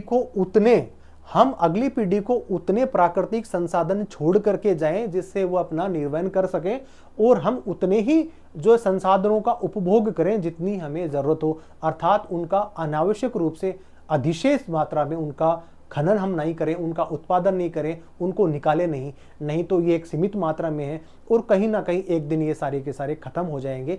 और इसी की दृष्टि को ध्यान में रखते बहुत सारे ऐसे भूवैज्ञानिक हैं जो इस क्षेत्र में काम करते रहते हैं। और ऐसे ही एक भूवैज्ञानिक है जो 2022 के अंदर उनको इस पुरस्कार से नवाजा गया। उन्होंने हिमालय के क्षेत्र में काफी लंबा चौड़ा काम करा और बहुत सारी ऐसी चीजें सरकार को बताई, उनको आगाह किया कि अगर ये चीजें हमने नहीं करी तो बाढ़, या कह सकते हैं कि प्राकृतिक विपदाओं जैसी हाल ही के दौरान जो घटनाएं जोशीमठ में देखने को मिली, उत्तराखंड में जो बाढ़ के तौर पे को देखने को मिल रही है, भूकंप के तौर पे देखने को मिल रही हैं, वो घटनाएं लगातार बढ़ती ही चली जाएंगी। इसके लिए भी सरकार को सचेत रहना होगा और ऐसे कार्यक्रम उनको चलाने होंगे और लोगों को जागरूक करना होगा। और इस विकास की अंधी दौड़ जो वर्तमान में सभी सरकारें और सभी देश कर रही हैं, उनको एक किसी ना किसी लेवल पे रोका जाए। और इसी की दृष्टि से यह पुरस्कार दिया गया है ओम नारायण भार्गव को इस पुरस्कार से नवाजा गया। हिमालय क्षेत्र में इन्होंने काफी काम किया है लंबे समय तक। पुरस्कार की शुरुआत 66 1966 1966 से इस पुरस्कार को दिया जा रहा है और ये पुरस्कार इस बार मिला है ओम नारायण भार्गव को, अपने आप में बड़ा नाम। और पर्यावरण की दृष्टि से देखा जाए तो अपने आप में एक महत्वपूर्ण मुहिम भी है जो कहीं ना कहीं हर एक भारतीय को इसके अंदर शामिल होना चाहिए। चलिए बात करने हैं हाल ही में ब्रिक्स 2001 में कितने देश शामिल हुए। ओके 2023 में, 2001 नहीं है 2023 के अंदर जो है कितने देश इसके शामिल हुए। इसके अंदर Algeria, Iran, Argentina, Ethiopia, Egypt, UAE और सऊदी अरब, काफी देश इसके अंदर शामिल हुए। उससे पहले इस देश जो ब्रिक्स का जो सम्मेलन था उसके अंदर मात्र जो है वो 5 ही देश हुआ करते थे। 2001 के अंदर इसकी ब्रिक्स की स्थापना हुई थी और ब्रिक्स के अंदर सबसे पहले 4 जो संस्थापक जो देश थे उन देशों के नाम है Brazil, Russia, India and China. 2010 के आते आते एक दक्षिणी अफ्रीका अर्थात कह सकते हैं अफ्रीकी महाद्वीप का सबसे सुदूर दक्षिणी छोर पे एक जो देश है दक्षिणी अफ्रीका, उसको इसको शामिल किया गया। हाल ही के दौरान जोहान्सबर्ग के अंदर इसका सम्मेलन आयोजित किया गया और वहां पे जितने प्रकार के जो मैंने अभी नाम पढ़े Algeria, Iran, Argentina, Ethiopia, Egypt, UAE और सऊदी अरब, इन देशों को अभी हाल ही के दौरान उनको शामिल किया। इन सदस्य देशों की संख्या है 7, टोटल हो गए 12। और 2010 के अंदर हम बात कर ही चुके हैं कि साउथ अफ्रीका को इसके अंदर शामिल किया गया। और अब जो पहले ब्रिक्स के नाम से जाना जाता था इसको अभी बोला जाएगा ब्रिक्स प्लस। ब्रिक्स प्लस के नाम से इसको जाना जाएगा। ब्रिक्स प्लस की अगर बात करें तो उससे पहले आसियान देशों का एक समूह था और उसके अंदर और सारे देश अगर जुड़ गए भारत जैसे, तो अब उसको बोला जा रहा है आसियान प्लस। तो ये भी अपने आप में इंपॉर्टेंट फैक्ट है। और हाल ही के दौरान G20 की अध्यक्षता जो भारत ने करी उसके अंदर G21 देश हो गए, जिसके अंदर अफ्रीकी देशों का एक समूह है उसको भी इसमें शामिल कर लिया गया और उसमें देशों की संख्या 55। तो ये भी आपने में महत्वपूर्ण। चलिए भारत के किस राज्य के मुख्यमंत्री को सबसे ज्यादा एज ए मुख्यमंत्री के तौर पे कार्यकाल करने वाले का नाम कौन सा है, अर्थात उनका ऐसा कौन सा नाम है और किस राज्य के मुख्यमंत्री जिन्होंने सबसे ज्यादा लंबे समय तक एज ए मुख्यमंत्री की कुर्सी को संभाला हो। सबसे पहला नाम आता है पवन चामलिंग का। पवन चामलिंग जो थे वो सिक्किम के थे और उन्होंने सबसे ज्यादा भारतवर्ष के अंदर सबसे ज्यादा मुख्यमंत्री के पद पर इन्होंने लगभग 24 साल के तौर पे इन्होंने 24 साल कह सकते हैं, लगभग 25 साल के आसपास 24 साल और 205 दिन जो है इन्होंने मुख्यमंत्री के पद को इन्होंने सुशोभित करा। इसके अलावा नंबर 2 पे आगे नवीन पटनायक वर्तमान में उड़ीसा सरकार के अंदर मुख्यमंत्री हैं। 23 वर्ष और 139 दिन, लगभग 1 साल के आसपास इनके कम दिन बचे हैं। बाकी अगर ये ज्यादा दिन रहते हैं तो ये रिकॉर्ड भी अपने नाम कर लेंगे। उड़ीसा से आते हैं, पवन चामलिंग सिक्किम से आते हैं। इसके अलावा ज्योति बसु 23 वर्ष 137 दिन, पश्चिमी बंगाल के ये मुख्यमंत्री रहे हैं और माकपा मार्क्सवादी कम्युनिस्ट पार्टी के ये नेता थे और अध्यक्ष जो है वो उन्होंने मुख्यमंत्री के तौर पे काफी लंबा समय उन्होंने गुजारा। लेकिन वर्तमान में कह सकते हैं कि नवीन पटनायक जो तीनों में से वर्तमान में एक ऐसे मुख्यमंत्री जो वर्तमान में भी हैं अथवा अपना कार्यकाल कर रहे हैं। तो क्या पता ये जो रिकॉर्ड जो पवन चामलिंग के नाम से जाता है इसको भी ये तोड़ सके। लेकिन पवन चामलिंग के नाम से एक रिकॉर्ड हो रहा है कि सिक्किम को संपूर्ण जैविक युक्त कृषि करने वाला राज्य अगर किसी ने बनाया है तो उनका नाम जाता है, अगर श्रेय जाता है तो पवन चामलिंग के नाम से वो जाता है। चलिए बात करते हैं हाल ही में चर्चा में रहा अकीरा। क्या है अकीरा? एक वायरस है। अकीरा एक वायरस है जो रैनसमवेयर है, मतलब लोगों की सूचनाओं को चुराता है और यूजर की निजी जानकारी चोरी करने वाला एक सॉफ्टवेयर है। और बहुत सारे ऐसे जो हैकर्स होते हैं इस टेक्निक का इस्तेमाल करके अथवा इस वायरस का इस्तेमाल करके और लोगों की निजी जानकारी वो चुरा लेते हैं और उसकी बदले में बहुत सारी फिरौती की रैनसम की डिमांड करते हैं। तो ये भी हाल ही के दौरान चर्चा में रहा था अकीरा, तो ये भी आप ध्यान रखें। चलिए बात करते हैं राष्ट्रीय वन शहीद दिवस कब मनाया जाता है? 11 सितंबर। हर एक साल राष्ट्रीय वन शहीद दिवस 11 सितंबर को मनाया जाता है, जहां पे कुछ ऐसे लोग हैं, जैसे अगर राजस्थान की बात करें तो वहां पे अमृता देवी जिन्होंने अपने पति के साथ में किसी राजा को या राजा के द्वारा जब पेड़ काटे जा रहे थे वहां पे पेड़ों के साथ वो चिपक करके जो उन्होंने वहां पे एक आंदोलन किया और बहुत सारे लोगों को वहां पे राजा ने मौत के घाट उतारा था। तो राजस्थान में भी ऐसा होता है। इसके अलावा चिपको आंदोलन उत्तराखंड के अंदर भी किया गया। वहां पे भी जो है एक बहुत बड़ा आंदोलन चलाया जा रहा था, वहां पे भी पेड़ काटे जा रहे थे। तो वहां पे भी सुंदरलाल बहुगुणा को कौन नहीं जानता? सुंदरलाल बहुगुणा ने इस आंदोलन को शुरू करा था और ऐसे बहुत सारे ऐसे आंदोलन हो रहे हैं जिसकी वजह से 11 सितंबर को शहीद दिवस मनाने का जो है वो निर्णय लिया गया और हर साल इसको मनाया जाता है। तो पर्यावरणविदों के लिए बहुत बड़ा पुरस्कार है ये, और अनेक राज्यों के अंदर इसको बढ़ चढ़ करके इसमें हिस्सा लिया जाता है, तो ये भी अपने आप में बड़ी बात है। चलिए बात करते हैं, हाल ही में किस देश ने ओडीआई रैंकिंग में शीर्ष स्थान प्राप्त किया है? वनडे इंटरनेशनल क्रिकेट के अंदर पाकिस्तान को शीर्ष स्थान से हटा करके और ऑस्ट्रेलिया ने इस स्थान पर अपना कब्जा जमाया है, तो वो है ऑस्ट्रेलिया। और ऑस्ट्रेलिया ने अभी वर्तमान के अंदर शीर्ष तालिका है उसके अंदर नंबर 1 पोजीशन पे वो है और नंबर 2 पोजीशन पे पाकिस्तान है। चलिए बात करते हैं, हाल ही में किस देश ने विदेशी निवेशकों को आकर्षित करने के लिए ऐसा कौन सा देश है जिसने पॉलिसी बनाई है?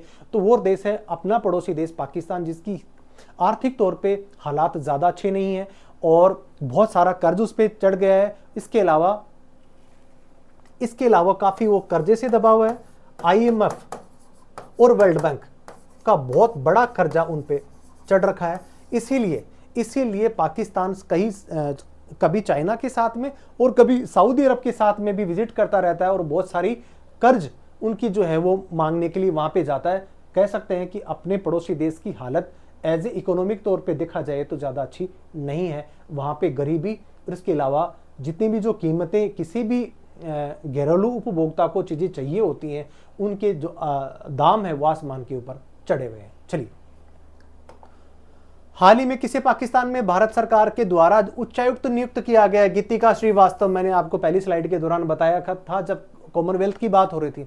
कॉमनवेल्थ के जो स्टेट्स हैं, जिसको कह सकते हैं राज्य, या अभी जो वर्तमान में इसको राष्ट्र कहा जाने लगा है, तो वहां पे उच्चायुक्त के नाम से उनको जाना जाता है। और भारत की पहली ऐसी महिला ब्यूरोक्रेट्स हैं, IFS अधिकारी हैं, जिनको पाकिस्तान के अंदर उच्चायुक्त जो है उनको नियुक्त किया गया है। इससे पहले कभी नहीं किया गया। उनका नाम है गीतिका श्रीवास्तव। उनको पाकिस्तान के अंदर भारत का उच्चायुक्त नियुक्त किया गया है। चलिए बात करते हैं, हाल ही में किस राज्य के कैबिनेट में मॉब लिंचिंग पीड़ित को मुआवजा योजना देने की बात किस राज्य ने करी है? हाल ही के दौरान मॉब लिंचिंग की घटनाएं बहुत ज्यादा देखने को मिल रही हैं। भीड़ के द्वारा किसी निर्दोष को पीट देना और पीटने की वजह से उसकी मृत्यु तक हो जाना, उसी को मॉब लिंचिंग कहा जाता है। और इसके लिए एक कानून बनाया गया है और कानून के साथ साथ में उसको मुआवजा देने की बात अगर कोई राज्य कर रहा है, उस राज्य का नाम है MP। और अभी वर्तमान में MP के जो मुख्यमंत्री है उनका नाम है शिवराज सिंह चौहान, और ये MP के भी मुख्यमंत्री हैं। चलिए बढ़ते हैं आगे की तरफ। कौन सा राज्य मिस वर्ल्ड 2023 के आयोजन करने वाला है? आयोजन तो देश करने वाला है। 2023 के अंदर मिस वर्ल्ड जो प्रतियोगिता होने वाली है उसका आयोजन तो भारतवर्ष में किया जा रहा है, लेकिन किस राज्य में अथवा कौन सी राजधानी में इसका आयोजन किया जाएगा, इसका इवेंट किया जाएगा, वो है J&K अर्थात श्रीनगर में।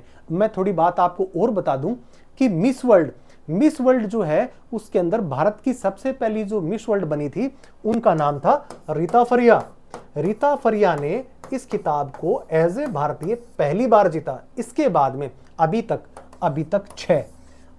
6 भारतीय सुंदरियों ने इस खिताब को जीता है, जिसमें लास्ट में मानुषी छिल्लर जो थी वो लास्ट के अंदर अभी सबसे जो लास्ट रही हैं उनका नाम ये था। इससे पहले रीता फरिया, डायना हेडन, प्रियंका चोपड़ा, ऐश्वर्या राय, ये सारी के सारी जो है वो ऐसी सुंदरियां थी जिन्होंने मिस वर्ल्ड का खिताब अपने नाम किया था। लास्ट में मानुषी छिल्लर थी जिन्होंने इस खिताब पे कब्जा जमाया था।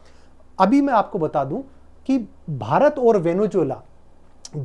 वेनेजुएला दोनों ऐसे देश हैं जिन्होंने 6-6 बार इस प्रतियोगिता को जीता है। और भारत की बात करें तो रीता फरिया एक ऐसी मतलब कह सकते हैं कि महिला थी जिन्होंने एज ए भारतीय पहली बार खिताब मिस वर्ल्ड का जीता, जो हाल ही के अंदर कश्मीर में इसका आयोजन जो है वो किया जाने वाला है। चलिए बढ़ते आगे की तरफ। हाल ही में दुनिया का सबसे ऊंचा लड़ाकू हवाई अड्डा कहां बनेगा? हाल ही के दौरान विश्व का सबसे ऊंचा लड़ाकू हवाई अड्डा बनेगा लद्दाख में, क्योंकि भारत चाइना को देखते हुए अपनी रणनीतिक तौर पे, सामरिक तौर पे बहुत ज्यादा तैयारी करने वाला है उत्तर का जो सेक्टर है पूरा उसमें, और उसी के अंदर सबसे ज़्यादा आए दिन घटनाएं जो देखने को मिल रही हैं वो देखने को मिल रही हैं लद्दाख में और दौलत ओल्डी बेग। इसके अलावा पेंगोंग झील की बात करें जहां पे हाल ही के दौरान झड़पें देखने को मिली थी और जिसमें 20 जवान भारतीय जवान शहीद हो गए थे, उससे कहीं ज़्यादा सैनिक चाइना के भी शहीद हुए थे।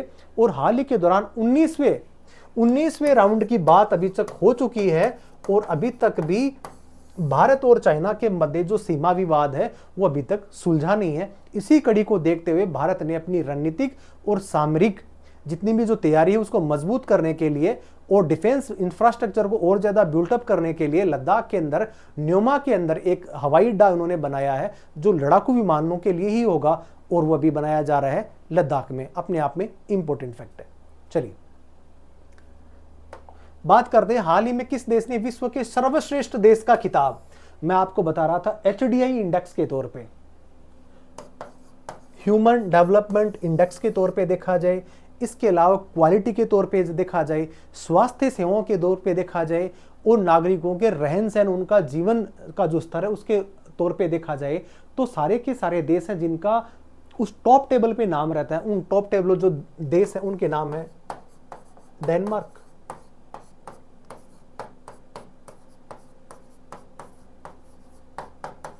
स्विट्जरलैंड,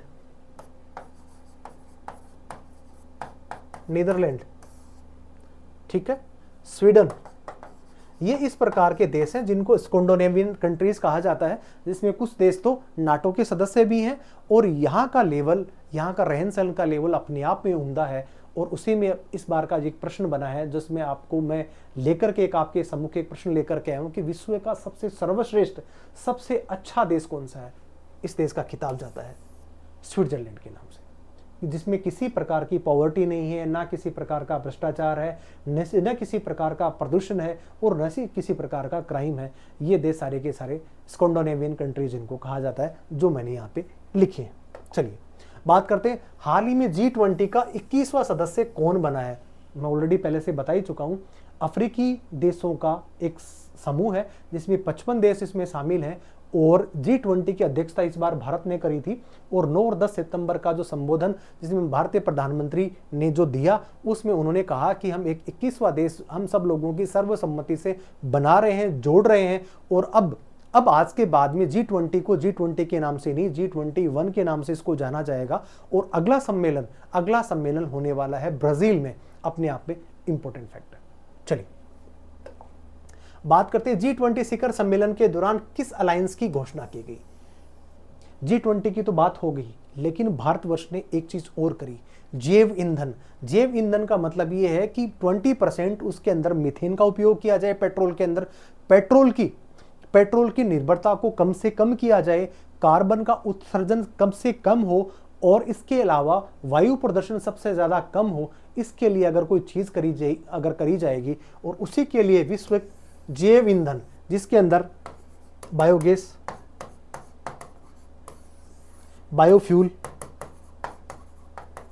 और ग्रीन एनर्जी, इन 3 प्रकार की चीजों का उपयोग किया जाएगा और वैश्विक जैव ईंधन अलायंस बनाने का निर्णय भारत की अगुवाई में किया गया। इसके अलावा भारतवर्ष ने एक और सम्मेलन बना रखा है, वो कह सकते हैं कि अलायंस बना रखा है, वो है सौर ऊर्जा वाला। सौर ऊर्जा के अंदर वो देश जिनके पास में सौर ऊर्जा की संभावनाएं सबसे ज्यादा हैं उनको भी इस सम्मेलन में, इस अलायंस में शामिल किया गया है और इसका हेडक्वार्टर है वो भी गुरुग्राम में है। गुरुग्राम मतलब जिसको पहले गुड़गांव के नाम से जाना जाता था, दिल्ली के आसपास। चलिए बढ़ते हैं आगे की तरफ। G20 की अध्यक्षता किसको सौंपी गई थी। मैंने आपको बताया था कि ट्राइका नाम का एक जो है छोटा सा एक शब्द है और इस शब्द का प्रयोग बार बार किया जाता है। इसके अंदर 3 देश शामिल होते हैं, जिसमें पिछला, वर्तमान और आगे वाला, जिसमें मैंने इंडोनेशिया, भारत और ब्राजील। तो भारत ने इसकी अध्यक्षता इस साल कर ली और अभी जाएगा ये ब्राजील के पास में G20 की अध्यक्षता, और अभी G20 ही इसको 1 बोला जाएगा, ये आपको पहले से पता है। चलिए, जन आधारित भेदभाव पर स्पष्ट प्रतिबंध पारित करने वाला अमेरिकी शहर बनने का इतिहास किसने रचा। जन आधारित का मतलब जिसमें काले गोरे का किसी प्रकार का भेदभाव नहीं हो। हालांकि ये चीज़ें सबसे ज़्यादा घटनाएं अगर घटित होने को देखने को मिलती हैं, सबसे ज़्यादा अगर कोई गोलीबारी की घटनाएं देखने को मिलती हैं तो वो सिर्फ अमेरिका में मिलती हैं। और इसका कारण है कि काले और गोरों का भेद सबसे ज़्यादा वहाँ पे होता है और इसी की वजह से बहुत सारी छिटपुट घटनाएं वहाँ पे होती रहती हैं। इस लिंग विभेद को, वर्ग विभेद को मिटाने के लिए, रंग भेद को मिटाने के लिए एक जो है वो नई शुरुआत की गई है। और अमेरिका का एक शहर है जिसका नाम है सिएटल, वहां से इसकी शुरुआत ये की गई है, जहां पे स्पष्ट प्रतिबंध लगा दिया गया है और अगर ऐसा कोई करता हुआ पाया जाता है तो उसको आजीवन कारावास के नाम जो है नाम से उसको सजा दी जाएगी। चलिए बात करते हैं, किस पूर्व ब्रिटिश उपनिवेश ने अपने मुद्रा बिलों से ब्रिटिश सम्राट का चेहरा हटाने का निर्णय लिया? अर्थात ऐसा कौन सा देश था जो पहले ब्रिटेन का उपनिवेश तो था, भारत भी था, लेकिन भारत ने तो अपने सिक्कों पे ब्रिटिश का जो नाम था उसको हटाने का फैसला बहुत समय पहले ले लिया था, लेकिन ऑस्ट्रेलिया ने अब इसका निर्णय अब लिया है और उन्होंने कहा है कि अब हम ब्रिटिश उपनिवेश नहीं रहे हैं, हम एलिजाबेथ की फोटो नहीं लगाएंगे, हम किंग चार्ल्स जो है अभी थर्ड है उनकी फोटो नहीं लगाएंगे। और ये काम किया है ऑस्ट्रेलिया ने।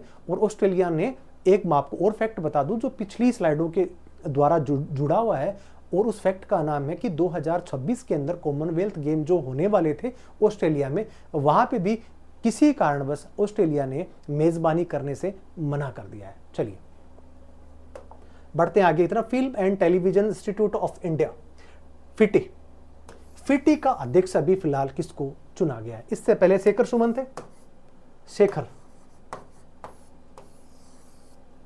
और अभी आर माधवन। आर माधवन हमने सबने 3 इडियट एक मूवी है उसको देखा है और उसके अंदर जो दक्षिणी भारत से आते हैं बॉलीवुड एक्टर हैं और इनको अभी वर्तमान में इसका अध्यक्ष बनाया गया है। चलिए बात करते हैं पीएसएलवी। कौन नहीं जानता PSLV? C-7057 Aditya L1 mission. Aditya L1 mission, Aditya का नाम होता है नंबर, दूसरा होता है पर्यायवाची सूर्य। तो सूर्य जो है उसके प्रकाश को नापने के लिए, सूर्य की गतिविधियों को नापने के लिए, सूर्य के तेज को नापने के लिए, सूर्य के तापमान को नापने के लिए हाल ही में भारत ने पीएसएलवी C-57 यान के जरिए एक अपना प्रक्षेपास्त्र एक इन्होंने लॉन्च करा है और इसी का नाम है, ये कह सकते हैं कि सूर्य मिशन आदित्य L1 प्रथम को किस प्रक्षेपण यान से छोड़ा गया, तो उस यान का नाम पीएसएलवी C-57। इससे पहले चंद्रयान की बात करें जिसने 23 अगस्त के अंदर, 23 अगस्त के दिन जिसको भारत के इतिहास के अंदर इसको याद रखा जाएगा, और भारत ने सॉफ्ट लैंडिंग करते हुए दक्षिणी ध्रुव के अंदर विश्व के अंदर पहला कोई देश उतरा है तो उसका नाम है भारत। भारत ऐसा चौथा देश बन गया है जिन्होंने चंद्रमा पे कदम रखा है अथवा अपने सैटेलाइट भेजे, अपना यान भेजा है, जिसके अंदर भारत, रूस, चाइना और अमेरिका, ये जो चौथा देश है वो बना है भारत। इसके अलावा 5वां देश बनने की दौड़ में शामिल है भी जापान। जापान ने भी वहां की जो जाक्सा, एक उनकी जो स्पेस एजेंसी है, उन्होंने भी एक वहां पे चंद्र मिशन के लिए एक अपना यान अभी भेजा है और 3-4 महीने के बाद में वहां पे वो लैंड करने वाला है, अगर सारी चीजें अगर समय पे और व्यवस्थित रूप से अगर संपन्न हो जाती हैं तो। चलिए बात करते हैं पुरुष हॉकी। पुरुष हॉकी S5 एशिया कप का टूर्नामेंट भारत में किस टीम को हरा करके जीता? पाकिस्तान को। पुरुष हॉकी टीम में S5 का खिताब भारत ने पाकिस्तान को, अपनी चिर प्रतिद्वंदी पाकिस्तान को हरा करके इस खिताब को अपने नाम किया है। चलिए बात करते हैं इटालियन ग्रांड प्रिक्स 2023 किसने जीती? इटालियन ग्रांड प्रिक्स का मतलब रेसिंग कार है, और पहले की एक स्लाइड थी जिसमें मैंने बताया था night racing car. Night racing car का सर्किट कहां पे बनाया गया? चेन्नई में बनाया गया। 3.5 किलोमीटर का सर्किट है और चेन्नई के अंदर इसको किसी द्वीप के ऊपर वहां पे बनाया गया है। और इटालियन ग्रांड प्रिक्स का खिताब किसने जीता था? मैक्स वेस्टपैन ने। मैक्स वेस्टपैन ने इसका खिताब अपने नाम किया है। इटालियन ग्रांड प्रिक्स 2023 की स्पर्धा को इसने जीता है। चलिए मून स्प्राई पर किस देश का मून चंद्र मिशन है? अभी मैंने बात करी जाक्सा वहां की एजेंसी है स्पेस की, और उन्होंने अभी चंद्रयान एक लॉन्च कराया है और 3-4 महीने के बाद में इसके एग्जैक्ट डेट का तो अभी नहीं पता, लेकिन ये चंद्रमा पे लैंड करने वाला है। अगर ऐसा कर लेता है तो विश्व का ये 5वां ऐसा देश होगा जो इस कीर्तिमान को ये बनाएगा, जबकि चौथा देश भारत बना है जिसने पहली बार विश्व में ऐसा कोई देश नहीं है जिसने दक्षिणी ध्रुव जो चंद्रमा का है वहां पे लैंडिंग करी हो। चलिए बात करते हैं, देश की पहली सोलर सिटी कौन सी है? सांची। देश की पहली सोलर सिटी सोलर क्षेत्र के अंदर, हालांकि मैंने आपको पहले बताया कि सोलर अलायंस को करने वाला कोई देश है तो भारत है, और हाल ही की G20 के सम्मेलन भी उन्होंने जैव ईंधन अलायंस जो कराया उसमें भी भारत जो है वो अग्रणी भूमिका निभा रहा है। और सांची के अंदर ऐसा पूरी की पूरी चीजें कर दी गई है कि सारी की सारी अगर वहां पे विद्युत को उत्पादन किया जाएगा तो वो सिर्फ सोलर सिस्टम से ही करा जाएगा। तो और ये जो जिस सिटी ने इस किताब को अपने नाम किया है उस सिटी का नाम है सांची, तो यहाँ पे इसको सोलर सिटी के नाम से इसको जाना जा रहा है। चलिए बात करते हैं, भारत के पहले एआई संचालित एंटी ड्रोन सिस्टम का नाम जो एआई के द्वारा, आर्टिफिशियल इंटेलिजेंस के द्वारा इसको संचालित किया जा रहा है, उस जो ड्रोन का नाम है उस ड्रोन का नाम है इंद्रजाल नामक का एक जो ड्रोन है वो बिना किसी आदमी की मतलब जो है वो ऑपरेटिंग से अपने आप कह सकते हैं कि आर्टिफिशियल इंटेलिजेंस के द्वारा इसको हैंडल किया जाएगा, इसका मूवमेंट कराया जाएगा, और इस जो ड्रोन का उसका नाम है इंद्रजाल। चलिए हाल ही में green hydrogen pilots in India सम्मेलन का आयोजन कहाँ गया? न्यू दिल्ली में। हाइड्रोजन के द्वारा भी बसें चलाई जाएं, ग्रीन एनर्जी के द्वारा चलाए जा रहे, जैव ईंधन से बसें चलाई जाएं, सौर ऊर्जा से चली जाएं, इसके अलावा इलेक्ट्रिकल जो व्हीकल्स चलाई जाएं, लिथियम की बैटरी का प्रयोग सबसे ज्यादा करा जाए, सेमीकंडक्टर का प्रयोग किया जाए। ये जितनी सारी चीजें हाल ही के दौरान जो की जा रही हैं, इजाद की गई हैं, और इसमें एक नाम आता हाइड्रोजन का, जो पायलट प्रोजेक्ट भी है, और इसको नई दिल्ली से इसकी शुरुआत की गई। इसका जो सम्मेलन है वो यहाँ पे आयोजित किया गया। चलिए 18वें पूर्वी एशिया शिखर सम्मेलन और 20वें आसियान शिखर सम्मेलन का आयोजन कहाँ किया गया? वो किया गया बाली और जकार्ता इंडोनेशिया की राजधानी है, और वहां पे इसका जो है वो सम्मेलन किया गया। हमारे प्रधानमंत्री जी अभी G20 की जो अभी मीटिंग हो रही थी उससे 7 और 8 तारीख को इंडोनेशिया की राजधानी जकार्ता में इस सम्मेलन में भाग लेने के लिए गए थे, क्योंकि आसियान में भी भारत अपनी अहम भूमिका निभाता है, अर्थात कह सकते हैं वो उसका सदस्य देश भी है। चलिए बात करते वन नेशन वन इलेक्शन की बात काफी लंबे समय से की जा रही थी, और हाल ही के दौरान भारत सरकार ने इस पे एक काम करने के लिए पूर्व राष्ट्रपति रामनाथ कोविंद साहब को इसका अध्यक्ष बनाया गया। इसके अलावा 7 लोगों को, कह सकते हैं कि 8 लोगों को इसके अंदर सदस्य नामित किया गया, जो ये संभावनाएं तलाशेंगे कि क्यों ना विधानसभा और लोकसभा के चुनाव एक साथ ही आयोजित कराएं, जिससे बहुत सारे धन जो है जिसका अपव्यय होता है और बहुत सारी मशीनरी का दुरुपयोग कह सकते हैं उसका उपयोग किया जाता है, और किसी प्रकार की उसमें प्रोडक्टिविटी नहीं होती है। उसको कम करने के लिए, खत्म करने के लिए ऐसे कौन कौन से प्रयोग किया जाए, कौन कौन से नवाचार किए जाएं, उसके लिए वन नेशन वन इलेक्शन की संकल्पना को भी अभी बनाया गया है, और उसकी अध्यक्षता कर रहे हैं रामनाथ कोविंद साहब जो पूर्व राष्ट्रपति रहे।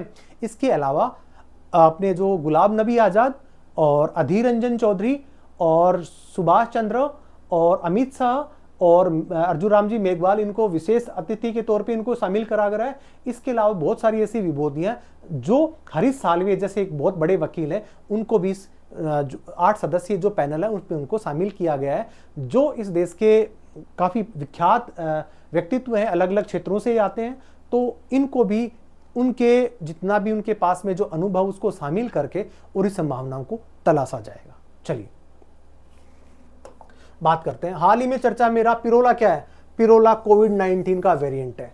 कोविड-19 का वेरिएंट लगातार अपने रूपों को चेंज करता हुआ आ रहा है, और पिरोला भी उसमें एक ऐसा ही वेरिएंट है जो कोरोना काल के अंदर देखा गया था। अभी वर्तमान में जितने वेरिएंट्स और आ रहे हैं उसमें भी इस नाम को भी जाना जा रहा है, इस नाम से भी उसको संबोधित किया गया। वायरस ही ऑलरेडी पहले से, और ये इसका एक वेरिएंट है। चलिए बात करने वाले हाल ही में किस राज्य के सलेम सागो को जीआई टैग प्रदान किया गया? तमिलनाडु को। मैं आपको और बताता चलूं कि भारत के अंदर सबसे ज्यादा अगर किसी के पास में जीआई टैग है तो वो कौन है?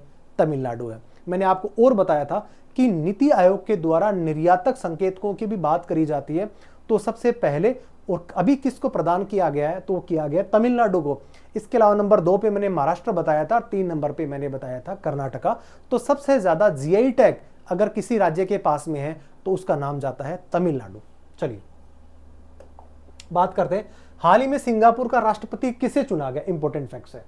सिंगापुर का राष्ट्रपति किसी भारतीय मूल के एक व्यक्ति हैं, अर्थशास्त्री रहे हैं वहां पर, और काफी बड़ा नाम है उनका, थर्मन सनमुंगरत्नम नाम के एक व्यक्ति हैं जो भारतीय मूल के हैं, अर्थशास्त्री हैं। वहां पे इनको राष्ट्रपति चुना गया है।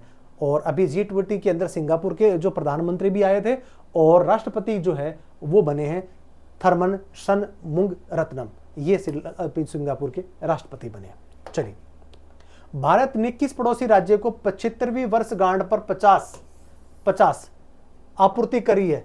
इसके अंदर पड़ोसी राज्य नहीं कह सकते, पड़ोसी देश कह सकते हैं। और मैत्री शक्ति एक युद्धाभास भी हम उनके साथ में करते हैं। श्रीलंका अपना पड़ोसी देश है, छोटा सा देश है, और वहां पे 50 बसों की वहां पे उन्होंने जो 75वीं वर्षगांठ भारत जो अभी मना रहा है, अमृत जिसको महोत्सव कह सकते हैं, साल भर मनाया जा रहा है। और इसी के लिए भारत ने श्रीलंका जो इसका अपना पड़ोसी छोटा भाई जिसको कह सकते हैं, बिग ब्रदर वाली भूमिका में भारत हमेशा रहता है, और 50 बसें इस उपलक्ष्य पे उन्होंने श्रीलंका को प्रदान की हैं। चलिए बात करते हैं, ऑस्ट्रेलिया सरकार द्वारा किस भारतीय भाषा को अपने स्कूली पाठ्यक्रम में शामिल करने का निर्णय लिया है?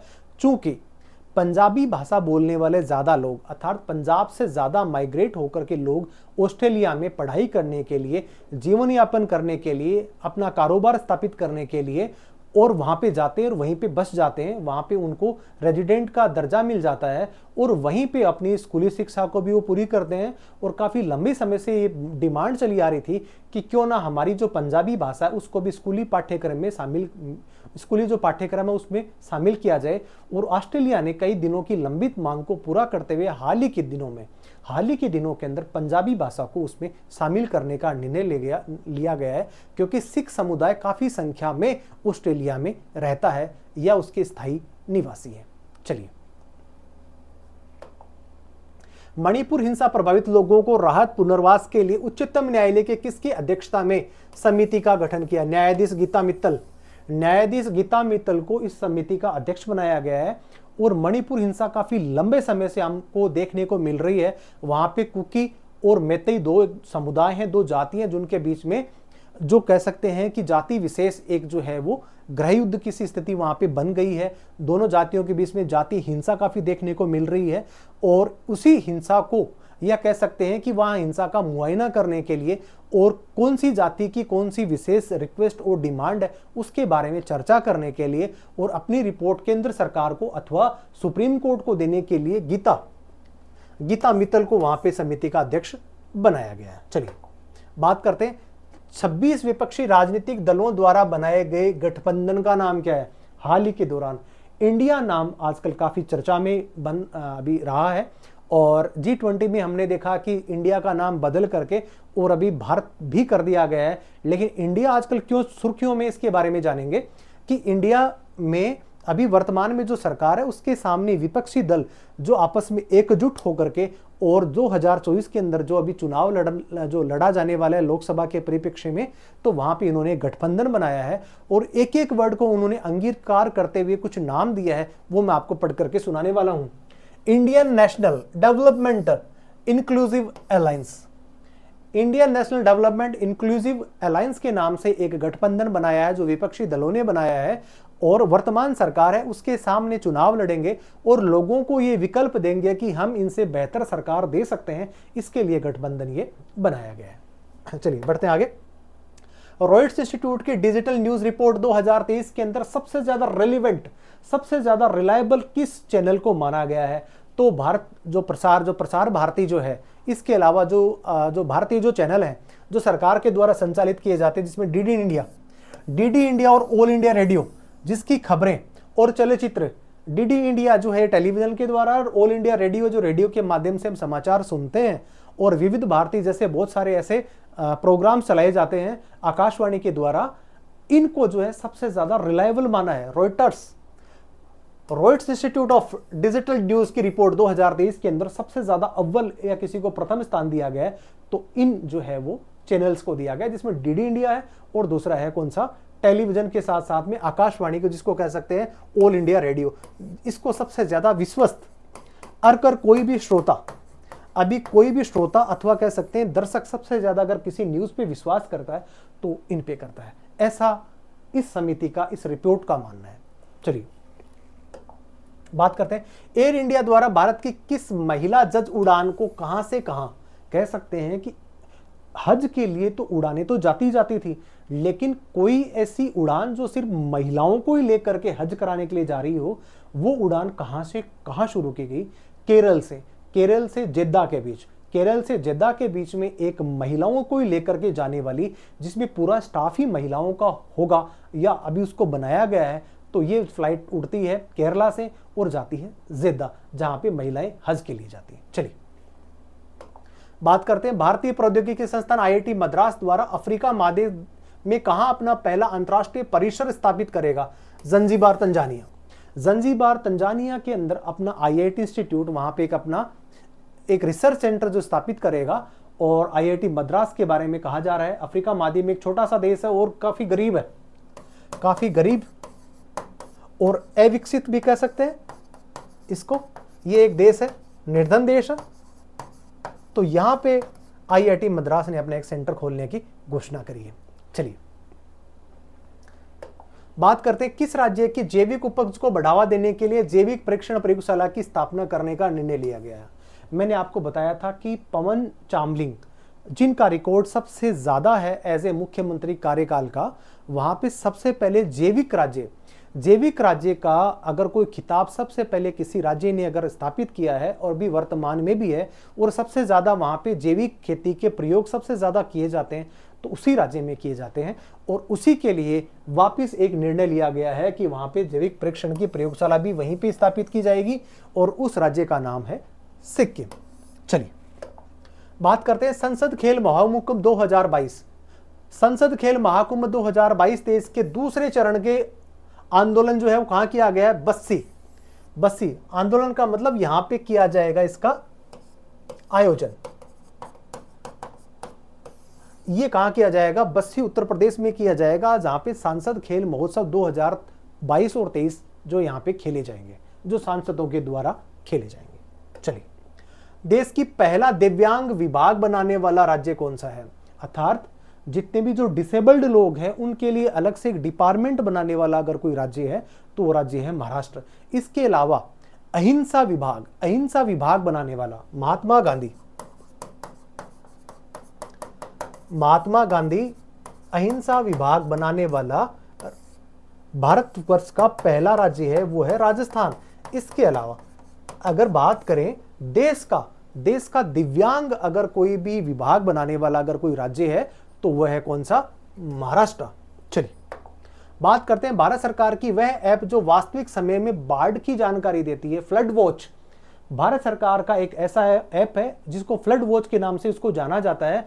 यह तत्कालिक समय में अगर बाढ़ आने वाली है, अगर अतिवृष्टि हुई है, इसके अलावा बादल फटने की सूचना नागरिकों को पहले ही देगी, जिसकी वजह से नागरिक पूर्व नियोजित सारी की सारी जो क्रियाकलाप है उसको कर सके और ज्यादा से ज्यादा जन और धन की जो नुकसान होता है उसको कम करने के लिए एक जो ऐप बनाया गया है, उस ऐप का नाम है फ्लड वॉच।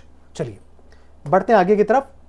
प्रोजेक्ट 75 को कौन नहीं जानता, जो फ्रांस के द्वारा भारत के साथ में एक MOU किया गया है, जिसमें बहुत सारी नौसेना को काम में आने के लिए बहुत सारी पनडुब्बियां भारत और फ्रांस के मध्य बनाई जा रही हैं। और उसी की कड़ी के अंदर बहुत सारी ऐसी पनडुब्बियां हैं वो काम में आने वाली हैं भारत के लिहाज से। और उसके अंदर वाक्षिर, कलवरी, खंडेरी, करंज, वेला, वागीर और वाक्षिर, ये 6 प्रकार की जो पनडुब्बियां हैं वो दोनों देशों के मध्य, भारत एवं फ्रांस, उनके मध्य इसको बनाया जाना था। और इस प्रोजेक्ट का नाम था 75। आपसे पूछा जा सकता है कि ऐसी कौन सी पनडुब्बी है जो 75 प्रोजेक्ट 75 का हिस्सा रही है। और लास्ट वाली जो पनडुब्बी थी उसका जो जलावतरण किया गया था, उस जलावतरण करने वाली पनडुब्बी का नाम था वागसीर। चलिए इंपॉर्टेंट फैक्ट। चलिए बात करते हैं, अमेजन इंडिया ने किस झील के अंदर अपना पहला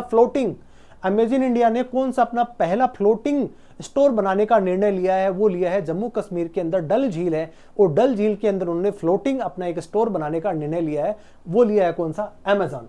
अमेजोन एक जो है वो उपभोक्ताओं को अपने प्रोडक्ट, किसी भी कंपनी को प्रोडक्ट, उसका प्रोडक्ट अमेजन के माध्यम से उसको घर बैठे ही मुहैया कराना, उसको उपलब्ध कराने का काम अमेजोन और फ्लिपकार्ट जैसी कंपनियां कर रही हैं।